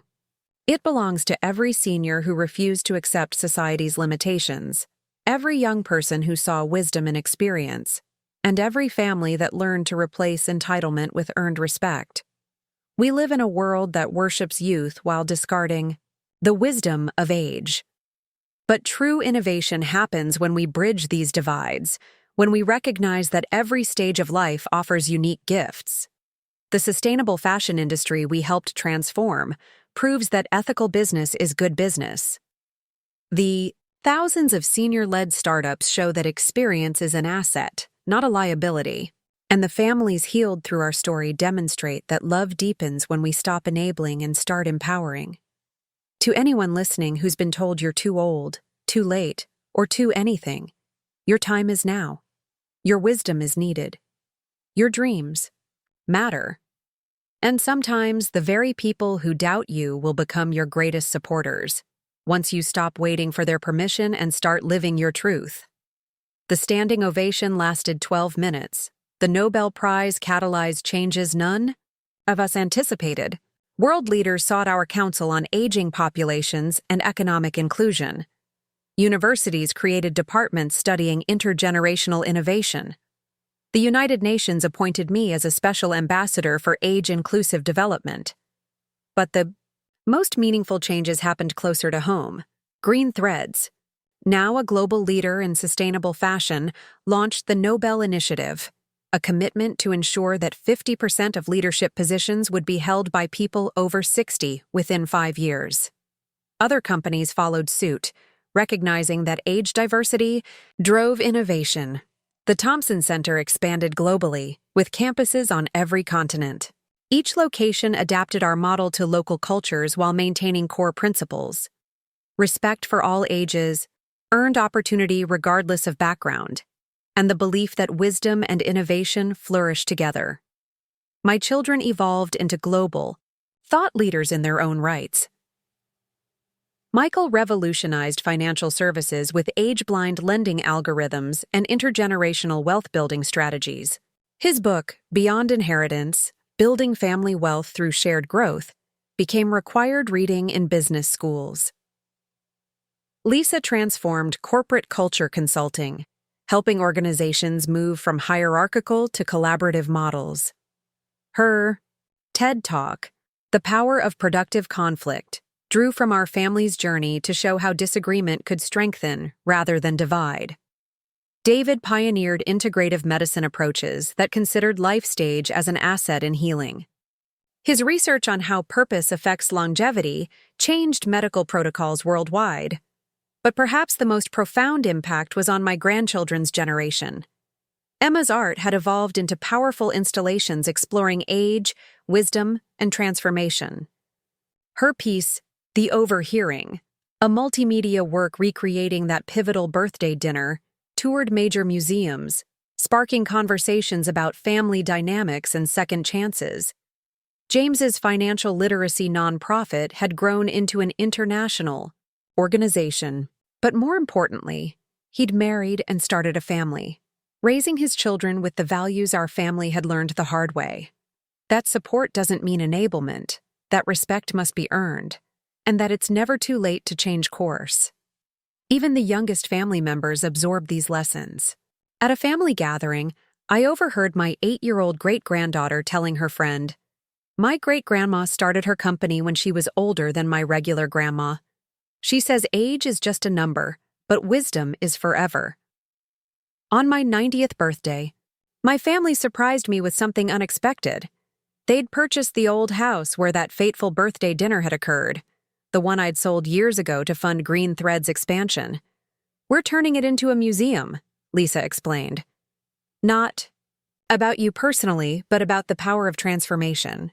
Each room will tell a different part of the story: the overhearing, the early struggles, the family conflicts, the reconciliation, and the global impact." Michael added, "We're calling it the House of Second Chances. It'll be a place where people can come to find inspiration when they feel it's too late to change." David presented the architectural plans. "The dining room, where it all began, will be preserved exactly as it was.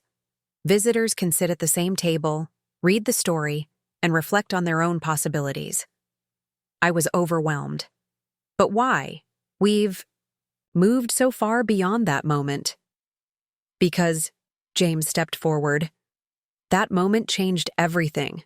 Not just for our family, but for millions of people who heard our story and found courage to pursue their own dreams. The museum opened a year later, the guest book filled with stories that mirrored ours: parents and children reconciling, seniors starting businesses, families learning to replace obligation with genuine connection.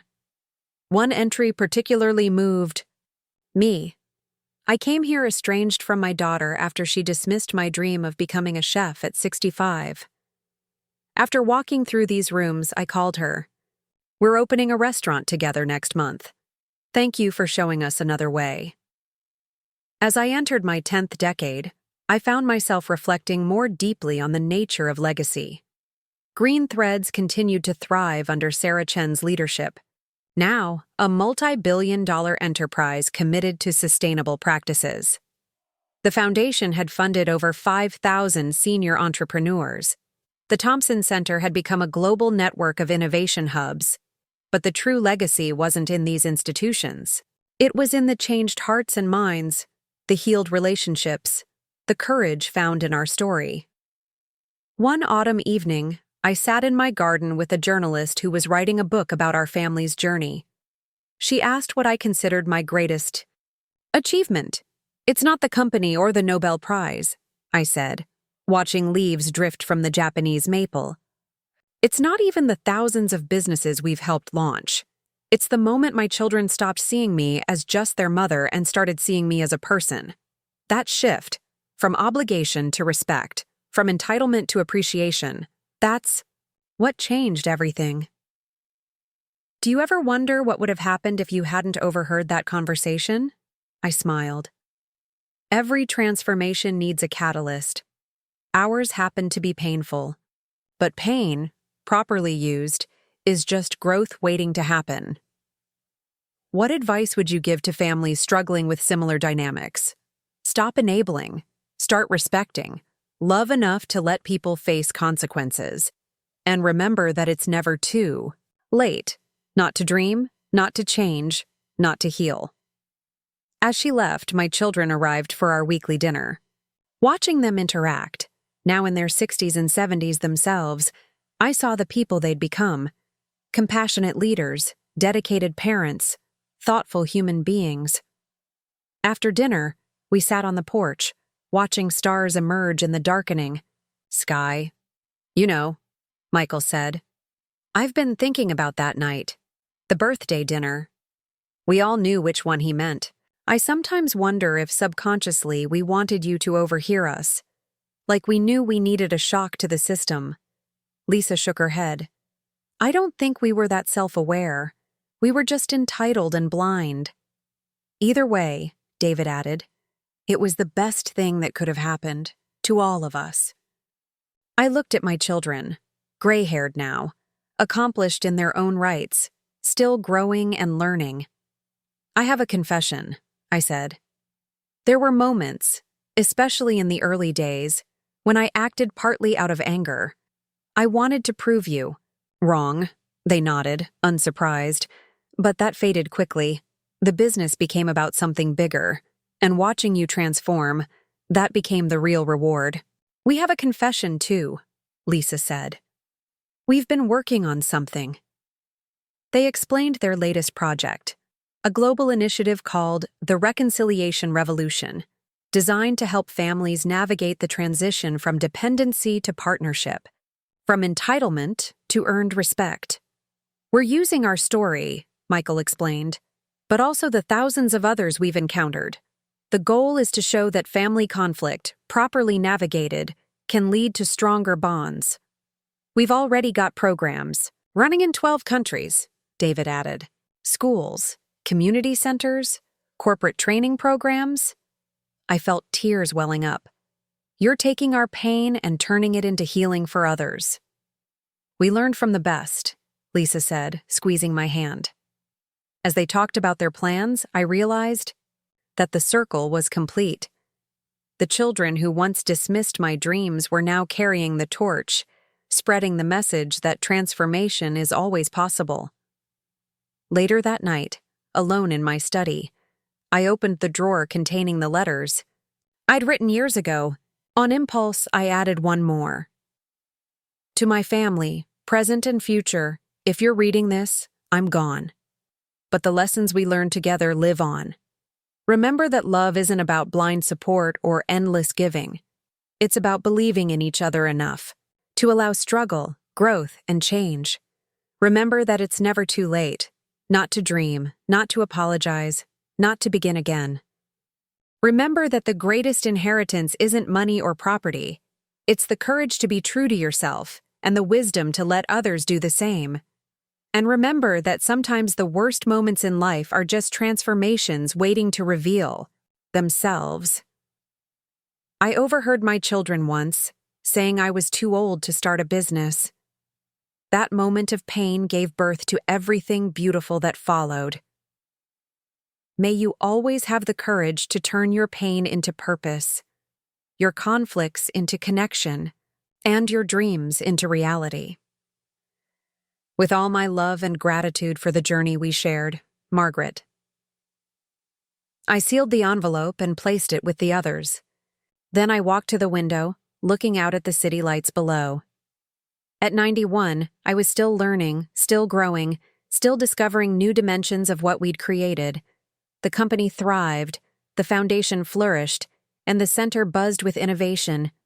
But more importantly, families around the world were healing, seniors were claiming their power, and young people were learning to value wisdom as much as innovation. My phone buzzed with a message from Emma. "Great-grandma, I'm pregnant. Due. Date is your birthday. We're naming her Margaret if it's a girl. Hope she inherits your spirit of never giving up." I smiled, imagining another Margaret entering the world, carrying forward the legacy of resilience, transformation, and the conviction that it's never too late to bloom. The next morning brought news that would test everything we'd built. Global Style, the company that had once tried to buy us and later became a model of transformation, faced a massive crisis. Their new CEO, focused on quick profits, had abandoned the sustainability commitments we'd helped them establish. Workers were protesting, consumers were boycotting, and the fashion industry watched in horror as years of progress unraveled. The board called an emergency meeting. To everyone's surprise, they asked me to return as interim chairwoman to save the company. "You're 91, Sarah Chen said gently when I consulted her. "You've already given so much." "True," I replied. "But sometimes wisdom is exactly what's needed in a crisis." My children, when I told them, had mixed reactions. "Mom, you've earned your rest," Michael argued. "But she's also earned the right to choose her battles," Lisa countered. David smiled knowingly. "You're going to do it anyway, aren't you?" I nodded. One last mission. Not for the company, but for the workers, the suppliers, and everyone who believed in the transformation we started. The next 6 months tested every lesson I'd learned. I moved into a small apartment near Global Style's headquarters, working with a team that included my children, grandchildren, and original Green Threads employees who volunteered to help. We discovered corruption, confronted resistance, and slowly rebuilt trust. The turning point came when we invited workers to become shareholders, implementing the employee ownership model that had served Green Threads so well. The night before the shareholder vote that would determine Global Style's future, my family gathered in my temporary apartment. 3 generations crowded into the small space, sharing takeout and stories. Win or lose tomorrow, I told them. I want you to know how proud I am, not of what we've achieved, but of who we've become. We learned from the best, James said. Raising his glass of sparkling water, Emma was still pregnant. No, I corrected. We learned together. That's the difference. The vote passed overwhelmingly. Global Style committed to even higher sustainability standards than before, with enforcement mechanisms that couldn't be easily undone. At the press conference announcing the changes, a young reporter asked, "Mrs. Thompson, what drives you to keep fighting these battles at your age?"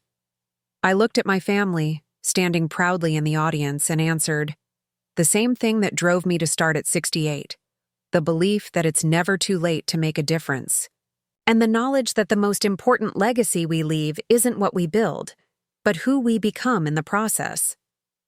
As I stepped down from the podium, my great-granddaughter kicked in Emma's womb, as if affirming that the story would continue, generation after generation, each finding their own moment to bloom.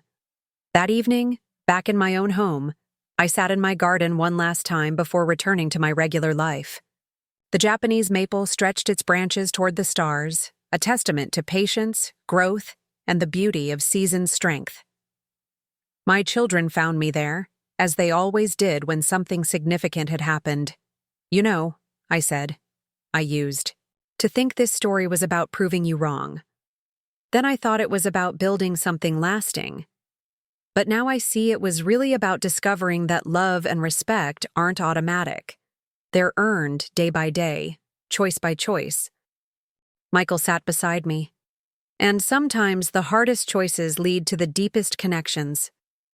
Lisa added, "The irony is, by stopping our allowance, you gave us the greatest gift, the chance to grow up." David completed the thought. And by growing up, we finally learned to appreciate what was there all along. We sat in comfortable silence, 4 people who had traveled from conflict to connection, from entitlement to appreciation, from family by default to family by choice. The stars wheeled overhead, the city hummed in the distance, and somewhere in the Thompson Center, another unlikely collaboration was probably sparking another innovation that would change lives. They said I was too old to start a business at 68. They were wrong. But more importantly, they gave me the gift of their doubt, which became the fuel for all our transformations. And that, perhaps, is the greatest irony of all. Sometimes our harshest critics become our greatest catalysts for growth, if we're brave enough to prove them wrong and wise enough to forgive them when we do. The morning of my 95th birthday began like any other, with me tending to my garden in the soft light of dawn. The Japanese maple, now over 50 years old, had grown into a magnificent canopy that sheltered countless memories. Its leaves rustled in the gentle breeze, whispering secrets of resilience and renewal that mirrored my own journey. As I pruned a wayward branch, I heard the garden gate creak open. Emma, my great-granddaughter, now a successful artist in her own right, walked in carrying her 4-year-old daughter, Margaret, my namesake, and the newest bearer of our family legacy. "Good morning, Gigi," little Margaret called out, using the Bia nickname she'd given me. "Are you talking to the trees again?" I smiled, setting down my pruning shears. "Trees are excellent listeners, my dear. They've heard all my stories and never once interrupted." Emma set her daughter down, and the child immediately ran to examine the flowers. "Mom wanted me to check if you need anything for tonight's celebration," Emma said, watching her daughter with the same mixture of love and wonder I'd felt watching my own children grow. "Tell your grandmother I have everything I need," I replied, though we both knew Lisa would fuss anyway. Some things never changed, and a daughter's concern for her mother was one of them. The birthday celebration that evening would mark more than just another year of life. It would commemorate the 27th anniversary of Green Threads, the 20th year of the Thompson Center, and the 15th anniversary of the Senior Entrepreneurs Foundation. But more importantly, it would gather 5 generations of our family under one roof, a testament to how far we'd come from that painful dinner so many years ago. As Emma and I watched little Margaret chase butterflies, my phone buzzed with a message from the United Nations Secretary General. "Happy birthday, Margaret. Your Global Age Equality Initiative just passed unanimous approval. You've changed the world again." I shared the news with Emma, who hugged me tightly. "You never stop, do you, Gigi?" "Why would I?" I asked. "Every day brings new possibilities." The Global Age Equality Initiative was my latest project, a worldwide framework to combat age discrimination in employment, healthcare, and social services. It had taken 3 years of negotiations, countless meetings, and the combined efforts of my children, grandchildren, and the vast network we'd built over the decades. Michael had led the economic analysis, proving that age-inclusive policies boosted GDP across all participating nations. Lisa had orchestrated the global communications campaign, turning abstract policy into compelling human stories. David had spearheaded the healthcare components, ensuring that medical systems worldwide would adapt to serve aging populations with dignity and innovation. But the initiative was more than policy. It was the culmination of everything we'd learned as a family about the value of every life stage, the power of intergenerational collaboration, and the importance of seeing people for their potential rather than their birth date. That afternoon, as I prepared for the evening's celebration, I found myself in my study, surrounded by mementos of our journey. The original Green Threads prototype hung framed on the wall, beside photos of our first employees, the Nobel Prize medal, and countless family pictures that charted our transformation. My eyes fell on a particular photo, the last family portrait taken before that fateful birthday dinner. We looked happy on the surface, but I could see now what I couldn't then: the subtle tensions, the unspoken expectations, the relationships built on assumption rather than understanding. A knock at the door interrupted my reverie. Michael entered, his hair now completely white, but his eyes still sharp with the intelligence that had made him such an effective advocate for financial inclusion. "Mom, I brought something for you," he said, holding out a leather-bound book. We all worked on it together. I opened it to find a collection of letters, photos, and memories titled "The Ripple Effect: How One Woman's Courage Changed a Family." And the world. "We tracked down people whose lives were changed by your example," Michael explained. "Not just the entrepreneurs we funded or the employees we hired, but their families, their communities. The ripples go further than any of us imagined." I turned the pages, reading story after story. A teenager in Mumbai who started a tech company. At 16, after her grandmother, inspired by our story, mortgaged her house to fund her granddaughter's Dream a Father-Son team in Brazil, who healed their relationship while building a sustainable agriculture business through our foundation. Retirement community in Japan that transformed into an innovation hub after adopting our intergenerational Model A family in South Africa that went from estrangement to collaboration after attending one of Lisa's reconciliation workshops. "There are thousands more," Michael said softly. "We could only include a fraction." As I read, tears blurred my vision. Each story represented a life transformed, a relationship healed, a dream realized. The math was staggering. If each person we'd directly impacted had influenced just 10 others, and those 10 influenced 10 more. The compound interest of courage, I murmured, using Michael's own term for how positive change multiplies over time. He nodded. You taught us that the best investment is in human potential. That evening, the Thompson Center's Grand Hall filled with hundreds of people, family, friends, colleagues, and representatives from organizations worldwide. The space had been transformed with Emma's artistic touch, featuring installations that told our story through light, sound, and interactive elements. 5 generations of our family mingled with Nobel laureates, heads of state, young entrepreneurs, and seniors who'd launched businesses in their 70s and 80s.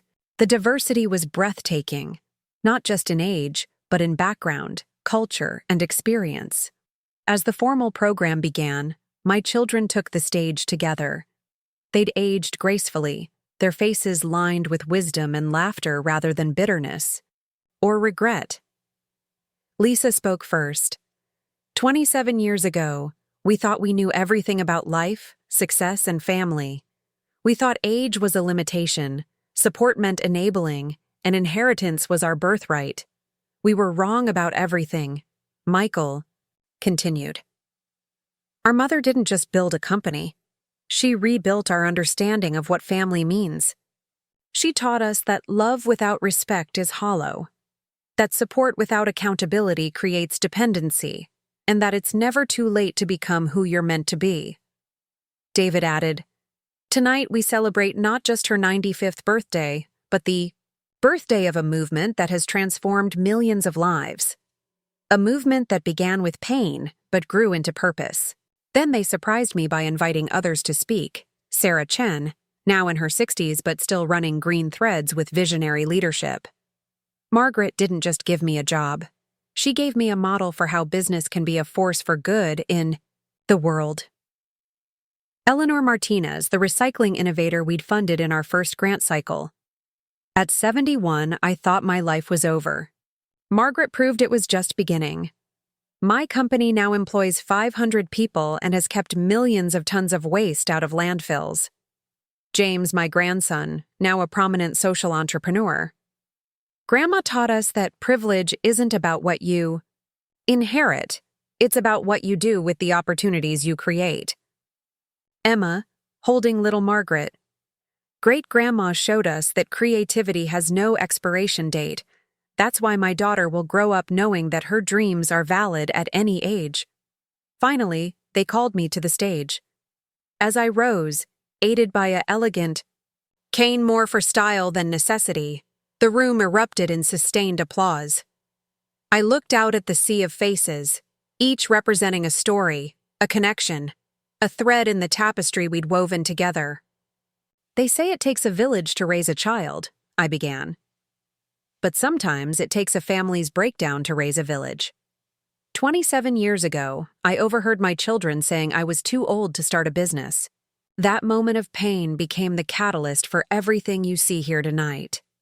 I paused, gathering my thoughts. But this isn't my story alone. It's the story of every person who's ever been underestimated, dismissed, or told they've missed their chance. It's the story of families learning that love means letting go of control and embracing growth. It's the story of businesses discovering that purpose and profit can coexist. I looked at my children, standing proudly at the side of the stage. Most importantly, it's the story of transformation, how the very people who doubt us can become our greatest supporters when we have the courage to prove them wrong and the wisdom to forgive them when we do. The evening continued with music, dancing, and countless conversations. I moved through the crowd slowly, taking time to connect with as many people as possible. Each interaction revealed another layer of impact. A young designer who'd started at Green Threads as an intern and now ran her own sustainable fashion house, a banker who'd revolutionized senior lending after attending one of Michael's seminars, family therapist who used our story to help clients navigate intergenerational conflicts, 92-year-old marathon runner who'd taken up the sport at 75 after reading about our foundation. As the celebration wound down, my family gathered in the center's rooftop garden, our traditional spot for important moments. 5 generations formed, a circle under the stars. My children, now in their 70s, my grandchildren, established in their careers and families, my great-grandchildren, carrying forward our values, and little Margaret, the newest link in our chain. "I have an announcement," I said, once everyone had settled. "After much consideration, I've decided it's time for my next chapter." A hush fell over the group. Even at 95, they knew better than to assume I meant retirement. "I'm launching one final initiative, the longevity revolution. We've proven that age doesn't limit potential. Now we need to redesign society for the reality that people will routinely live past 100, remaining productive and purposeful throughout." I outlined my vision, redesigning education to be lifelong, creating flexible career paths that accommodate multiple reinventions, developing communities that foster intergenerational connection, and advancing healthcare that focuses on extending health span, not just lifespan. "But this time," I continued, "I'm not leading it alone.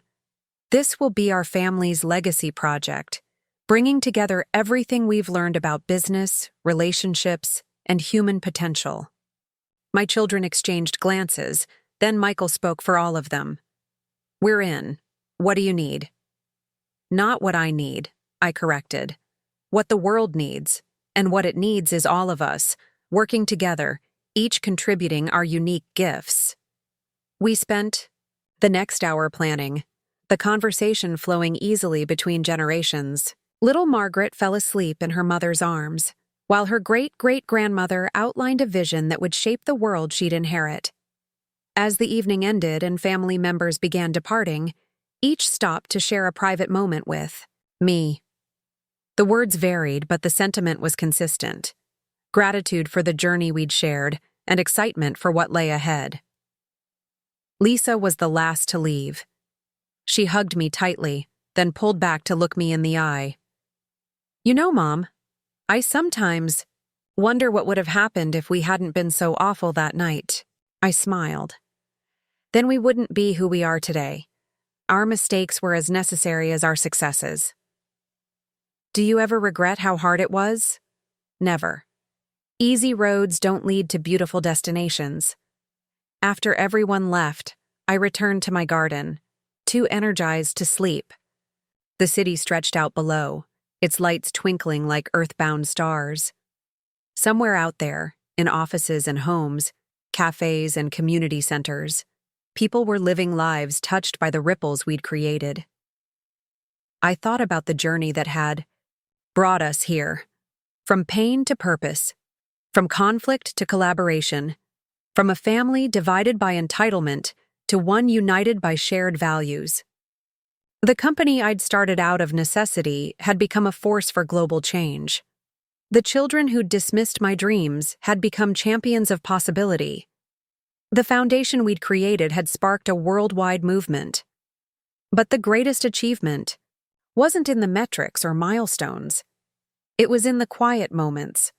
Michael mentoring a young entrepreneur with the patience I'd once shown him. Lisa mediating a family conflict with wisdom born of our own struggles. David treating elderly patients with a reverence for their potential. My grandchildren raising their children to see age as an asset, not a liability. As dawn approached, I opened my journal, a habit I'd maintained throughout this journey, and wrote, "Day 10,037 of proving them wrong." Or perhaps more accurately, Day 10,037 of proving that love, properly expressed, includes the courage to let people fail, the wisdom to let them grow, and the grace to welcome them home when they do. They said I was too old to start a business at 68. What they didn't understand was that 68 years of life had perfectly prepared me for that moment. Every setback had built resilience. Every relationship had taught me about human nature. Every challenge had honed my problem-solving skills. But the real preparation was in the pain itself. That overheard conversation didn't just wound me, it freed me. It severed the invisible chains of obligation that had bound us all. It forced my children to see me as a person, not just a parent. It required me to love them enough to let them struggle. Now, at 95, I see that our story was never about age or business. It was about the alchemy that transforms pain into purpose, conflict into connection, and dreams deferred into dreams realized. The longevity revolution we're launching isn't just about extending life. It's about expanding possibility at every age. It's about creating a world where no one is ever told they're too old, too young, or too anything to pursue their calling. My children once thought I was too old to start a business. Now they're joining me in reshaping how the world thinks about age itself. The irony is delicious, but the impact is profound. To anyone reading this in the future, your age is not your limit, it's your asset. Your family conflicts are not your curse, they're your catalyst. Your dreams are not frivolous, they're your duty to yourself and to the world. Start now. Start anyway. Start because someone said you couldn't.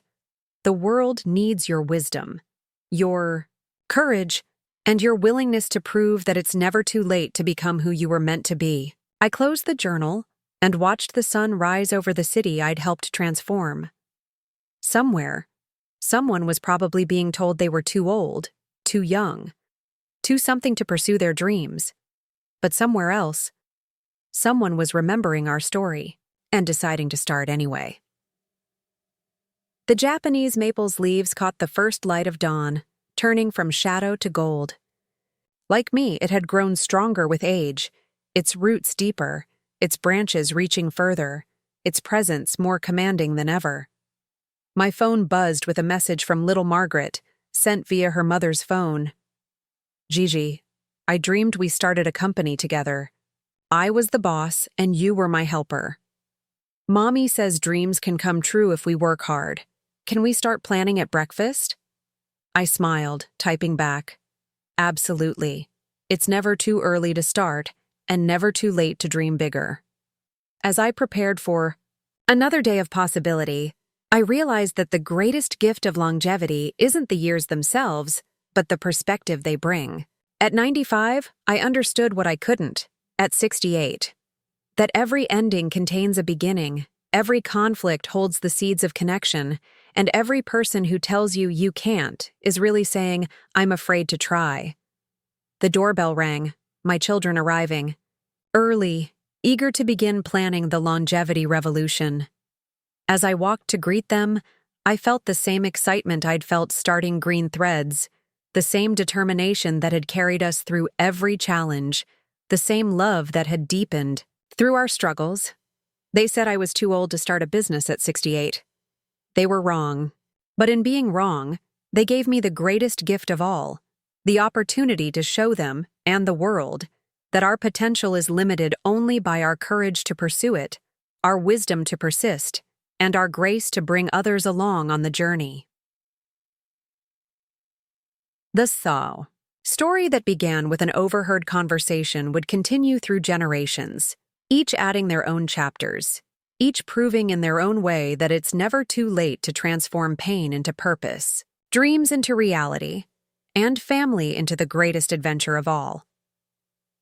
As we gathered around my kitchen table, 5 generations united in purpose, I knew that the best was yet to come.